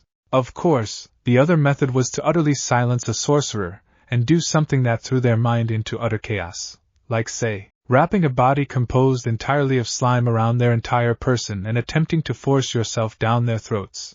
Izuku was of course face to face with this sort of situation, and the fact he wasn't trapped in a cycle of panic spoke well to the years of training he had received from Strange. Honestly, kid, I don't like this much more than you, But when you have a hero on your ass, you do what you gotta do in order to survive. The slime villain's voice held no sympathy despite the horrible act he was engaging in, almost speaking conversationally to the younger boy. Not that it changes anything, but you are my hero, kid. Those words sparked a hint of anger in Izuku's mind, that mocking, joking tone that reminded him of others, of a certain blonde-haired boy who would often step on his dream during their younger days. If he died here, then all the people who had said that becoming a hero was impossible for him would be right. All those hours of training, all that time studying, all reducing to nothing. Even as his thoughts burned from lack of oxygen, he reached toward the greatest weapon in his arsenal, his mind. Without being able to speak, he couldn't call upon the great majority of his powers, and even in his thoughts he couldn't focus enough to project his spirit and attack that way. But he had one power that didn't require a vocal component to activate, the only tool that had been with him even before Strange had found him on the street that day. Izuku brought his hands up and dug his fingers into the slime villain's body, closing his eyes even as the last few flashes of thought faded from his mind. And then he gave a single command, power arcing through his body as his innate magic did its work. Feel. His main magical talent was in the realm of empathic magic, the ability to pick up thoughts and feelings from people and objects. It's what had allowed him to feel Bakuga's emotions that day at the riverbed, but all things that flow in one direction can be made to do the opposite. So with what little power he had left, Izuku forced a connection to the villain, and forced him to experience what he was doing to Izuku, the lack of breath, the feelings of hopelessness, the utter terror of the thought of death. What the hell? The villain began to rapidly gush forth out of Izuku, his main body slinking away from the boy as if trying to put as much space as possible between them. What did you do to me? The villain threw itself against the ground as if trying to knock the feelings he had just experienced free. I don't want this. I don't want to know how you feel. Air filled Izuku's lungs, which while on its own was great still led to a coughing fit trying to eject any leftover of the villain's form out of himself. He wanted to pass out. The experience he had just gone through was too much for most people to handle. Already he could feel darkness creeping over his mind, but if he passed out, the villain would get away and try to do that to someone else. He couldn't let anyone else get hurt just because he was weak. By the great gates of Avalon, be sealed. Izuku lifted his right arm and pointed the guard of Avalon at the villain, his power flowing through the ancient artifact and casting forth his power and will into a spell. Around the villain a translucent orb appeared, entrapping him in an airtight and impenetrable prison. You won't hurt anyone else. And for a short time, he managed to keep that promise, holding the villain in a deadlock. If he had been more about himself, he could have made a call to the police. But as things stood, the moment he lost focus would also be the exact moment he blacked out. But he wouldn't be caught in this stalemate for long, as a loud explosion drew his attention away from his target, the barrier bursting like a bubble in disbelief. At first he thought that his brain was making nonsense to give him a sense of peace, but even as he felt, there was a sense of realness to what he saw. The figure that had landed to take over the battle against the villain was the #1 hero in Japan, the one known around the world as a pillar of justice. All Might had arrived to save him. Izuku came back to the waking world to the feeling of a large hand patting him on the back. Come on now, young man, can't sleep here. The strong voice of All Might filled Izuku's ears, flashing back to the odd situation he was in. Just moments ago he had almost been killed by a villain, and now he was face to face with the man who had inspired him to try and become a hero in the first place. I'm awake, Izuku said with no small amount of nervousness. He was sitting in the middle of the street with a national treasure right beside him. If there was ever a time to remember his breathing exercises, it was this moment. Wait, the villain! Izuku jumped up, only to remember he hadn't exactly been steady on his legs when he had went down the first time. But All Might's reaction was faster than his fall, and he ended up being caught by one of the hero's hands. You needn't worry about that criminal. All Might made sure Izuku was steady before straightening out and revealing a large soda bottle in either hand. But rather than a sugary drink, both were stuffed with the slime villain's form, compacted down to just enough mass to be held inside. Not the most healthy of drinks. I much prefer a nice cold Justice myself, he held for a laugh, but seeing the still shocked expression on Izuku's face put any expectations on ice. When one had been in the hero business as long as All Might had, little clues spoke volumes. The wetness on Izuku's clothing and the way he had been shaking when he had arrived on the scene painted a fairly clear picture of what had happened before he had arrived.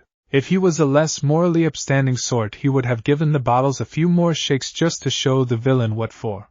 But it bumped up the robbery charge to an assault charge.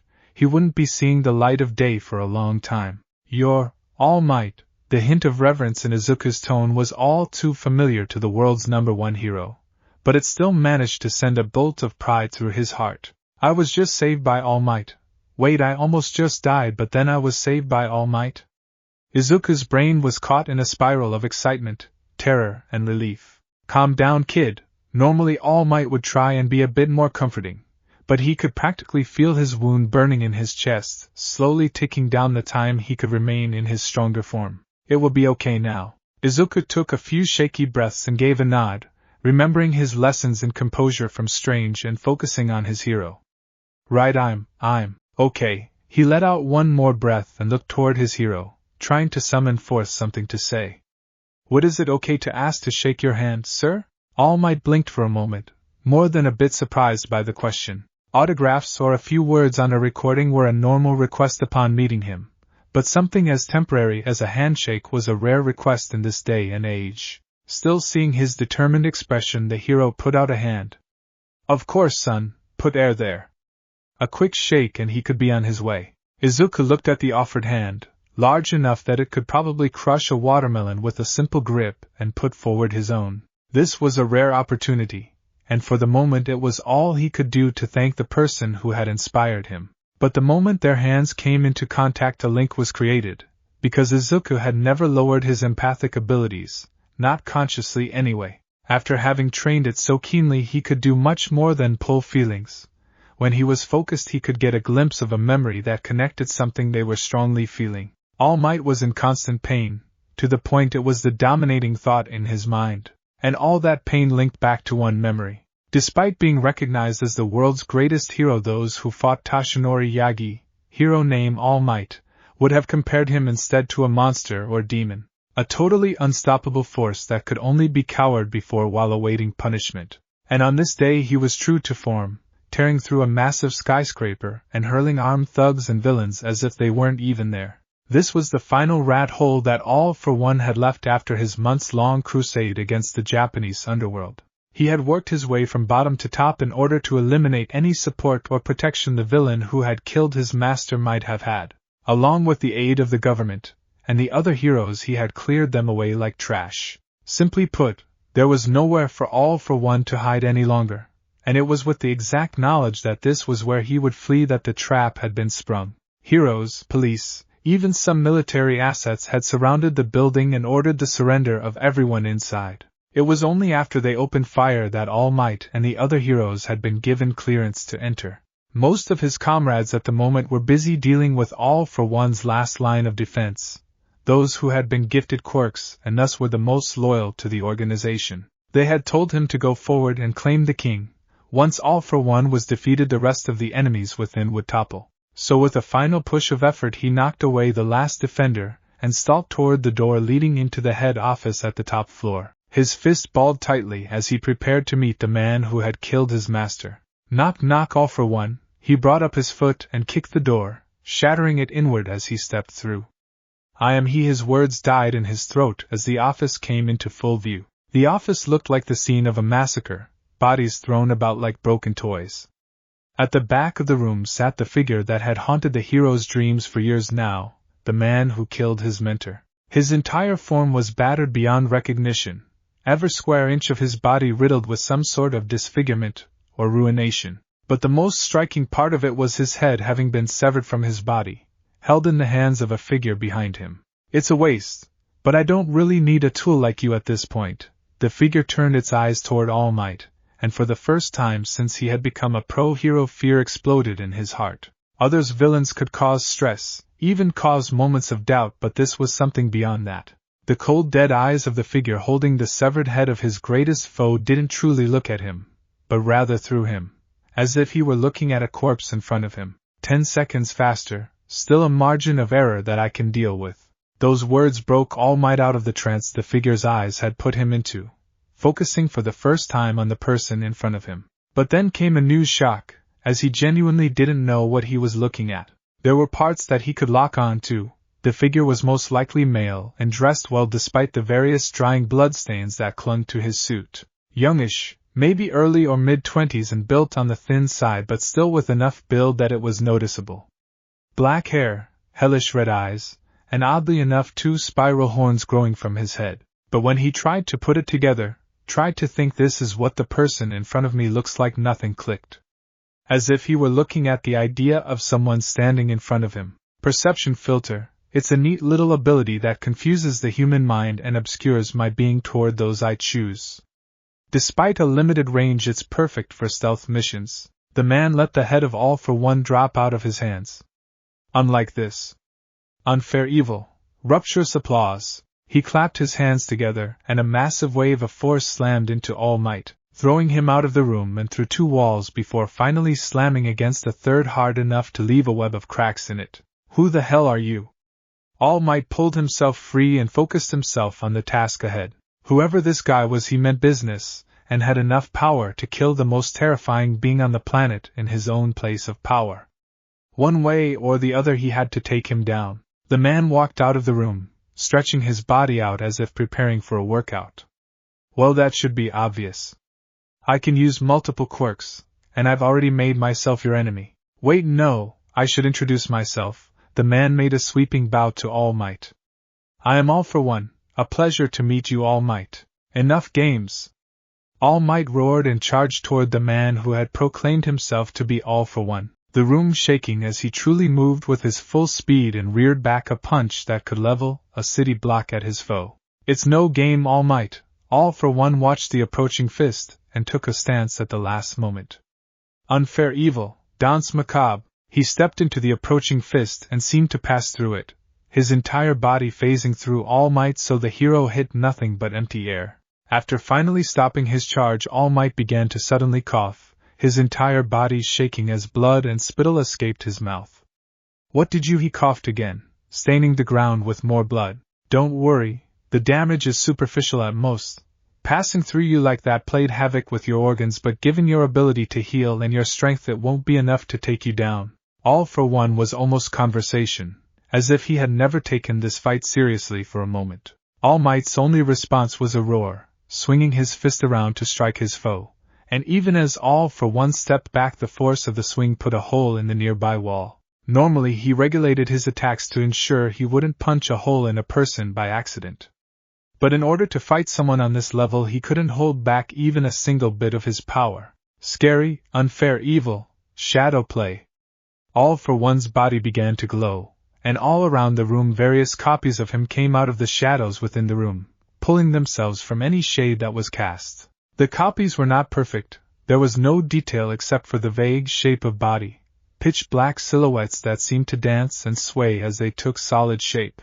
Not my favorite army maker, but I'm low on supplies and they should ho. Before All for One could finish his speech, All Might was already in motion, his fists flying in front of him with terrifying speed and power. The sheer force exerted acted like a ranged weapon, and the shadows' copies were ripped to shreds where they stood. Before All for One could react, All Might closed the distance and landed a blow that rattled the building directly into the villain's chest. You All Might rained blows upon All for One with his full power, lifting the other man into the air with his assault. Talk. All Might delivered an uppercut that put a hole through the roof directly under All for One's chin.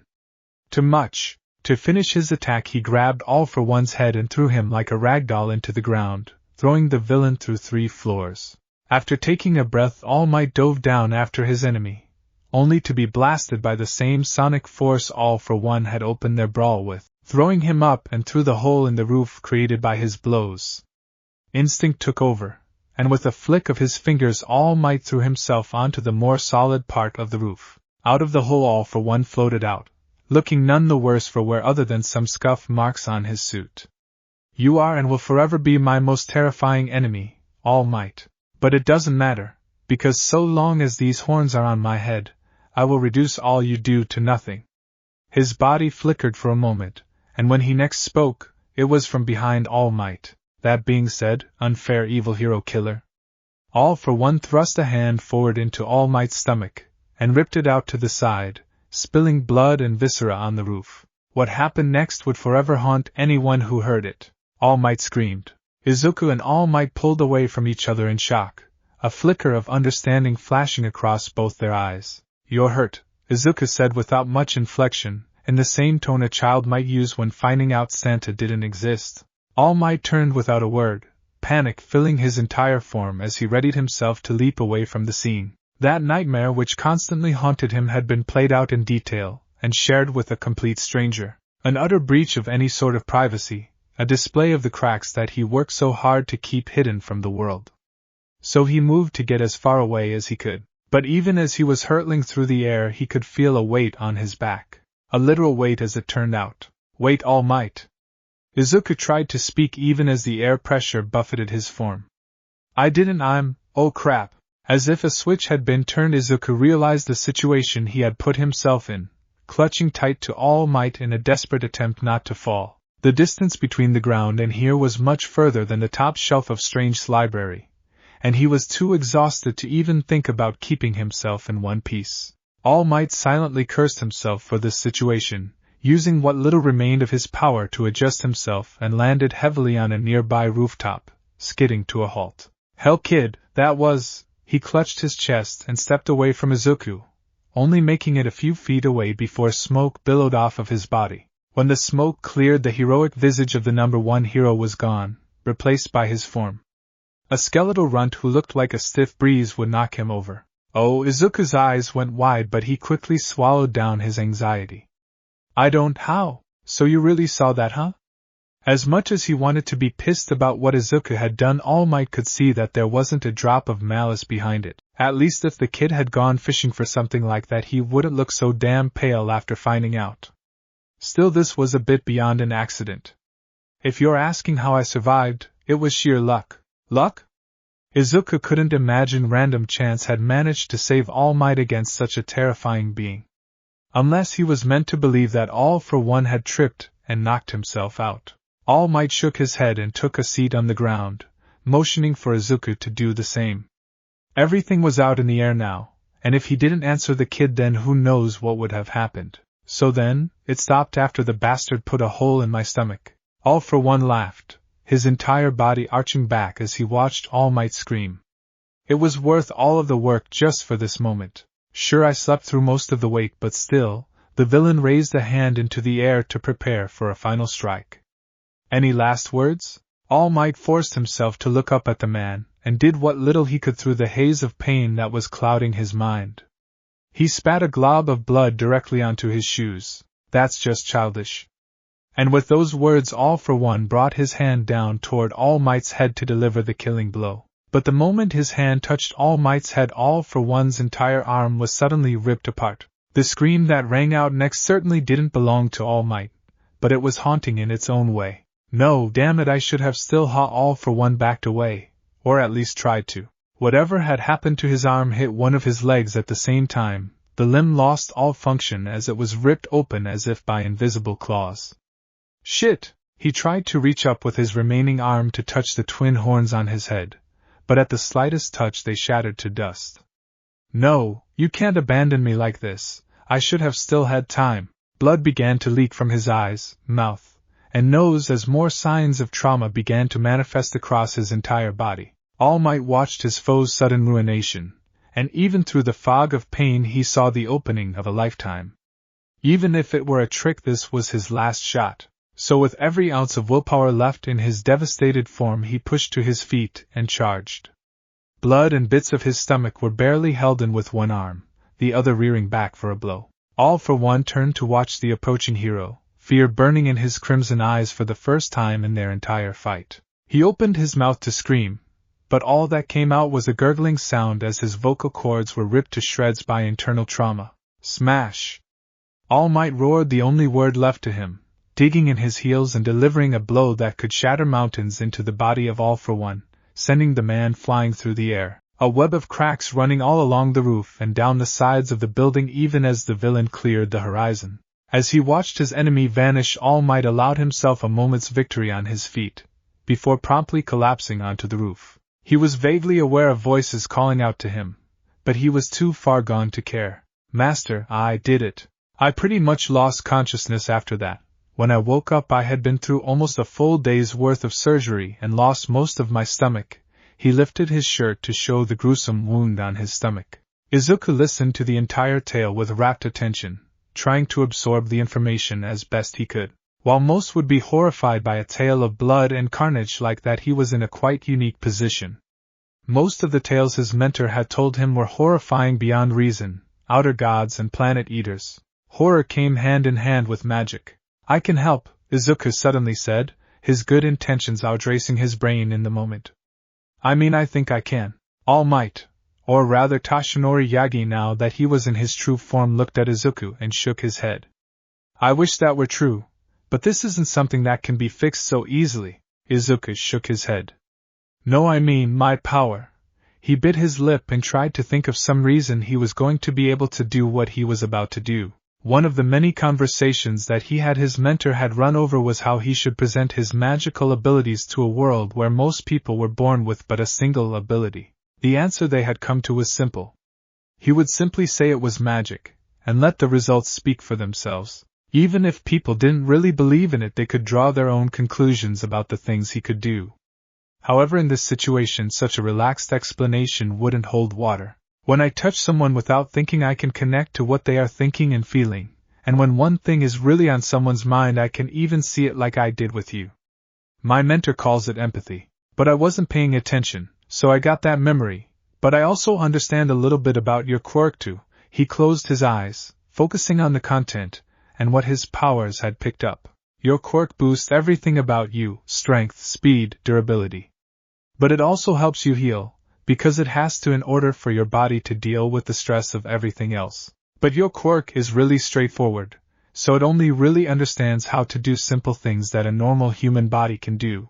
Izuku dug deep into his own research of quirks, a field of study that had always interested him, and his mentor had actively encouraged. It probably couldn't fix everything, but if your quirk understood how you had been hurt, it could. He realized how fast he had been talking from the confused look on Toshinori's face. I can tell your quirk what it's doing wrong, and maybe it can help out. Izuku finished rather lamely. Toshinori was caught for a moment, looking as far from a confident hero as one could in that exact moment. The logical part of his brain was telling him the kid was giving him a crock about how to help to make up for whatever weird thing happened with his quirk before. The heroic part of his brain told him that unauthorized quirk use should be punished with at least a verbal warning and a reminder of the laws of society. But the all-too-human part of his brain that wanted to wake up from sleep without constant pain was louder than the other voices at the moment. And if it doesn't work? Izuku considered for a moment. Nothing. He took a breath and summoned all of the confidence his teacher had given him throughout the years. Because it will. He offered a hand to Toshinori, and for whatever reason, the man behind the hero reached forward and took the boy's hand. By the all-seeing, all-knowing Vishanti who watched from above, Izuku spoke silently under his breath, feeling the stress of magic flowing into his body as the keepers of order heard his call to them. Guide and grant wisdom, to the passage to a greater future. The power inside of his flowed out of his hands and into Toshinori. The man felt a warmth flow through his body, but after a few moments it passed, and he let Izuku's hand go. Maybe that was as far as things could go. That little nugget of hope had been foolish after all. Burying his disappointment in another false miracle, he readied himself to ask the child for discretion in this matter when something happened. For the first time in a good number of years, Toshinori's stomach rumbled. It was a clear and vibrant sound, an embarrassing bodily reaction to most, but to him it was something much different. It was closer to being complete than he had felt in years. Young man, Toshinori looked up toward the young boy in front of him, who looked exhausted enough to drop. What did you say your name was again? Izuku Midoriya, sir. Izuku went for a bow, but given his exhaustion he just sort of stumbled a bit before righting himself. I see. Toshinori looked at the young man and pulled out a business card, handing it over. I would very much like to talk to you again. I believe that we have much to discuss. Tell me, young man, have you ever considered becoming a hero? Izuku's eyes widened, tears building up past his ability to force them down. It's all I've ever wanted. Young man, I want you to hear my promise today. If you are willing to continue working hard, I will make it my mission to see that you become a hero. He put a hand on Izuku's shoulder before walking past. I'll be awaiting your call, young man. He walked through the door and left Izuku to cheer and cry at the top of the roof as an explosion of emotions hit the young man all at once. It wasn't until he reached the third floor that Toshinori realized that the bottle he had kept the slime villain contained in was missing. There were few moments of pure bliss in Izuku's life that the young man could summon up off the top of his head. His discovery of his magic ranked pretty well up there, as did his first thanks from those who needed the help of the Feast Center. But meeting All Might, helping his hero. No, above even that, having the man he had looked up to for years saying he wanted to help Izuku become a hero. What that meant exactly didn't really matter in the slightest to him because he had All Might's phone number in his pocket. Now all he had to do was explain the whole situation to his mom and Strange, which would be far from easy, but he figured so long as he downplayed the nearly drowning with the meeting All Might part, it could still go through. At least it gave him an excuse for being so late coming home on a day that had been set aside for schoolwork. However, his thoughts were torn away from him as a massive explosion shook the nearby area, with various people sprinting away from an area and shouting something about a villain attack. Normally Izuku would just brush it aside and continue on his way home. But then he picked up a certain phrase that many of the people running kept repeating. It's a villain made of slime, he took a kid hostage. Realization struck him like a lightning bolt. When he had grabbed All Might from behind, with how his hands were placed, it would make sense that one of the bottles would have fallen. This was his fault. Izuku didn't even realize he had started running against the crowd until he was already in the battle zone that had taken over the nearby block. The entire area was on fire, various heroes standing at the mouth of an alleyway trying to hold back both gawkers and news crews who wanted to get the first shots of the incident. Still, Izuku was small and could easily manage to slide through the wall of bodies to get a clear look. He had been right about the slime villain having escaped, its grotesque pseudo-liquid form having increased since he had last seen it. But what caught his attention most was the person at its center. You're nothing but a worthless Deku. Why did he grab Kaken? Out of all of the people in the entire world, the villain had grabbed middle schoolers in the same class. The odds of it all boggled the mind. But still Izuku was frozen for a moment. The pain and fear in Bakugu's proud yet defiant eyes was so utterly alien to him that it would have been easily to think he was someone else. But this was no mistake, no, rather this was his responsibility. For letting the villain escape due to his own reckless actions, Izuku broke free from the crowd and weaved around the heroes, madly charging toward the villain without a thought in his mind. His instincts had jumped the gun on his mind. Strange would probably lecture him on that later, but there simply wasn't time left to think. What? No, get the hell away from me. The slime villain reared back as Izuku charged, making an almost comical scene for those watching. A monstrous villain with an appearance ripped out of a horror movie, who had faced multiple heroes without flinching, was now trying his hardest to flee from a middle schooler. If he wanted to get Bakugo free, the first thing he would have to do was prevent the villain from escaping. His own telekinesis wouldn't be enough, but there were plenty of beings that could hold someone tight.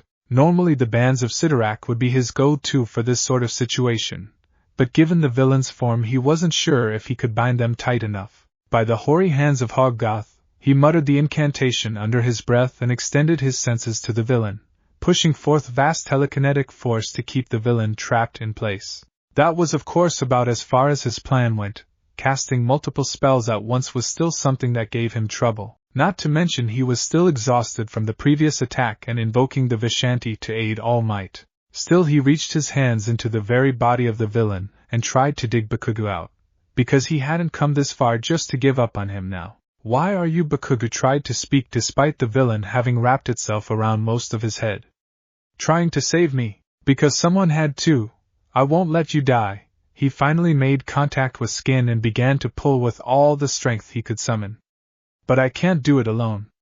Help me, Kaken. He didn't know why he slipped back to that old name.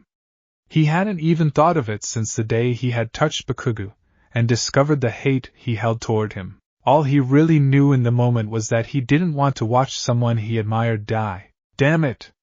Bakugo closed his eyes and began to focus. Pull now! The slime villain's body began to shift and bloat as a continuous series of explosions rang out from Bakugo's palm. and along with Izuku's pull he was wrenched free of the villain's embrace. But as they fell to the hard ground, Izuku's concentration was shattered, and the villain loomed large over them. "I'm not going down without taking you brats with me." Bakugo and Izuku watched the villain as it prepared to fall on them, but before it got the chance a figure put itself between them. "I'm afraid that won't be happening, villain. For I am here." All Might stood between the villain and the two children, his eyes flaring with power. His body still hurt, and nothing that was wrong would be fixed so fast that every movement in this form was an agony. But his stomach had felt hungry for the first time in years, and he saw some glimmer of hope that he didn't need to project into the world.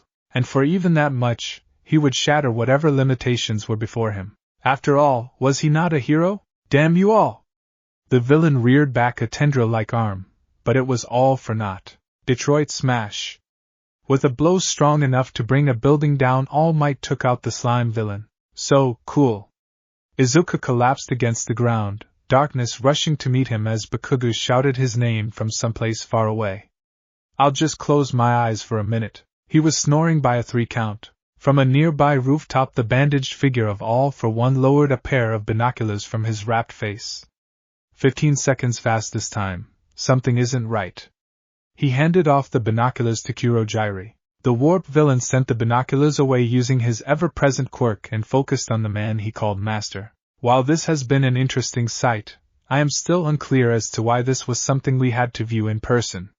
Such pond scum rise each day. You aren't wrong, that's why I left Shigaraki to his games instead of bringing him along. But this is a clear divergent point, so not being here to view it could lead to complications. All for One seemed far off in his own mind. Kurogyri watched the bandaged man for a moment, his own thoughts drifting to all those years ago. Back then he was an up-and-coming villain amongst the various recruits to All for One's forces. At the time he had felt invincible, as if all he had to do was continue on and follow orders to receive the life he had deserved. But soon enough All Might's grand crusade burned through the underworld, and the faction he ran with was utterly destroyed. It was only due to the man next to him that he had been allowed to continue on. Pulled away at the last moment, he had sworn his loyalty to the man before him, who claimed the title of his former leader. He claimed to be the same man from another place and time, but the truth to the matter didn't interest Kurogyri. During those few months they were active together he had seen miracles and horrors beyond imagination. He had seen the boss who had left him shaking torn from his throne like a bin of garbage, body desecrated beyond recognition and power swallowed. Of course, after that he had been felled by All Might, or so he had believed at the time. His quirk had been forcibly activated, pulling his shadowy form and his new master's battered body into a lab he had never seen before. With what little strength All for One had left in his body he had instructed Kurogyri to put him into a tank which was attached to a number of other tanks containing the bodies of what could only be monsters within them. Once inside, All for One had told him the full story.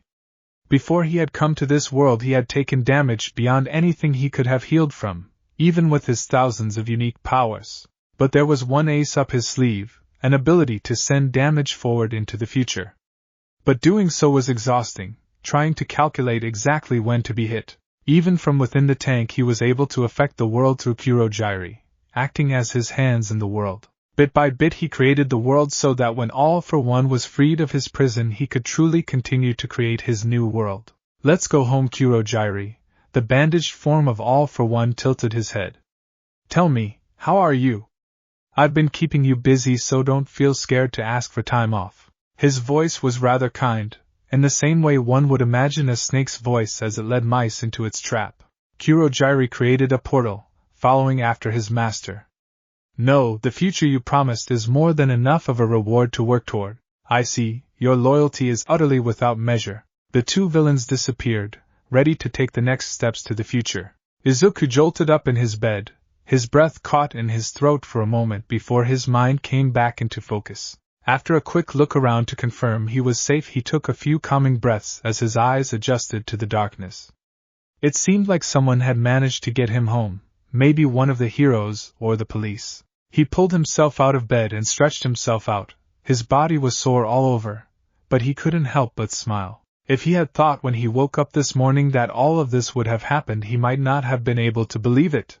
Once he got to looking around to make sure he still had all of his things, he noticed 2 notes sitting on his desk that hadn't been there before. One was signed from All Might, and given how fast his heart was racing just looking at it, Izuku decided to save it for later. The other one was more confusing, as it was signed with Bakuga's name, and looked like it had been scrawled in a hurry. Izuku opened it and read through the letter. What little of it there was. I'll beat you in UA, so don't even think about backing out now. A smile came over Izuku's face as he put the note down, turning to see light coming from under his door, meaning that his mom was probably still awake, maybe even waiting for him. Feeling bad for not noticing before, he steeled himself and walked out to find both his mother and mentor sharing a cup of tea, silently laughing over a shared joke before turning to look at him. Hey, Izuku felt a bit embarrassed by the way they were suddenly focused on him.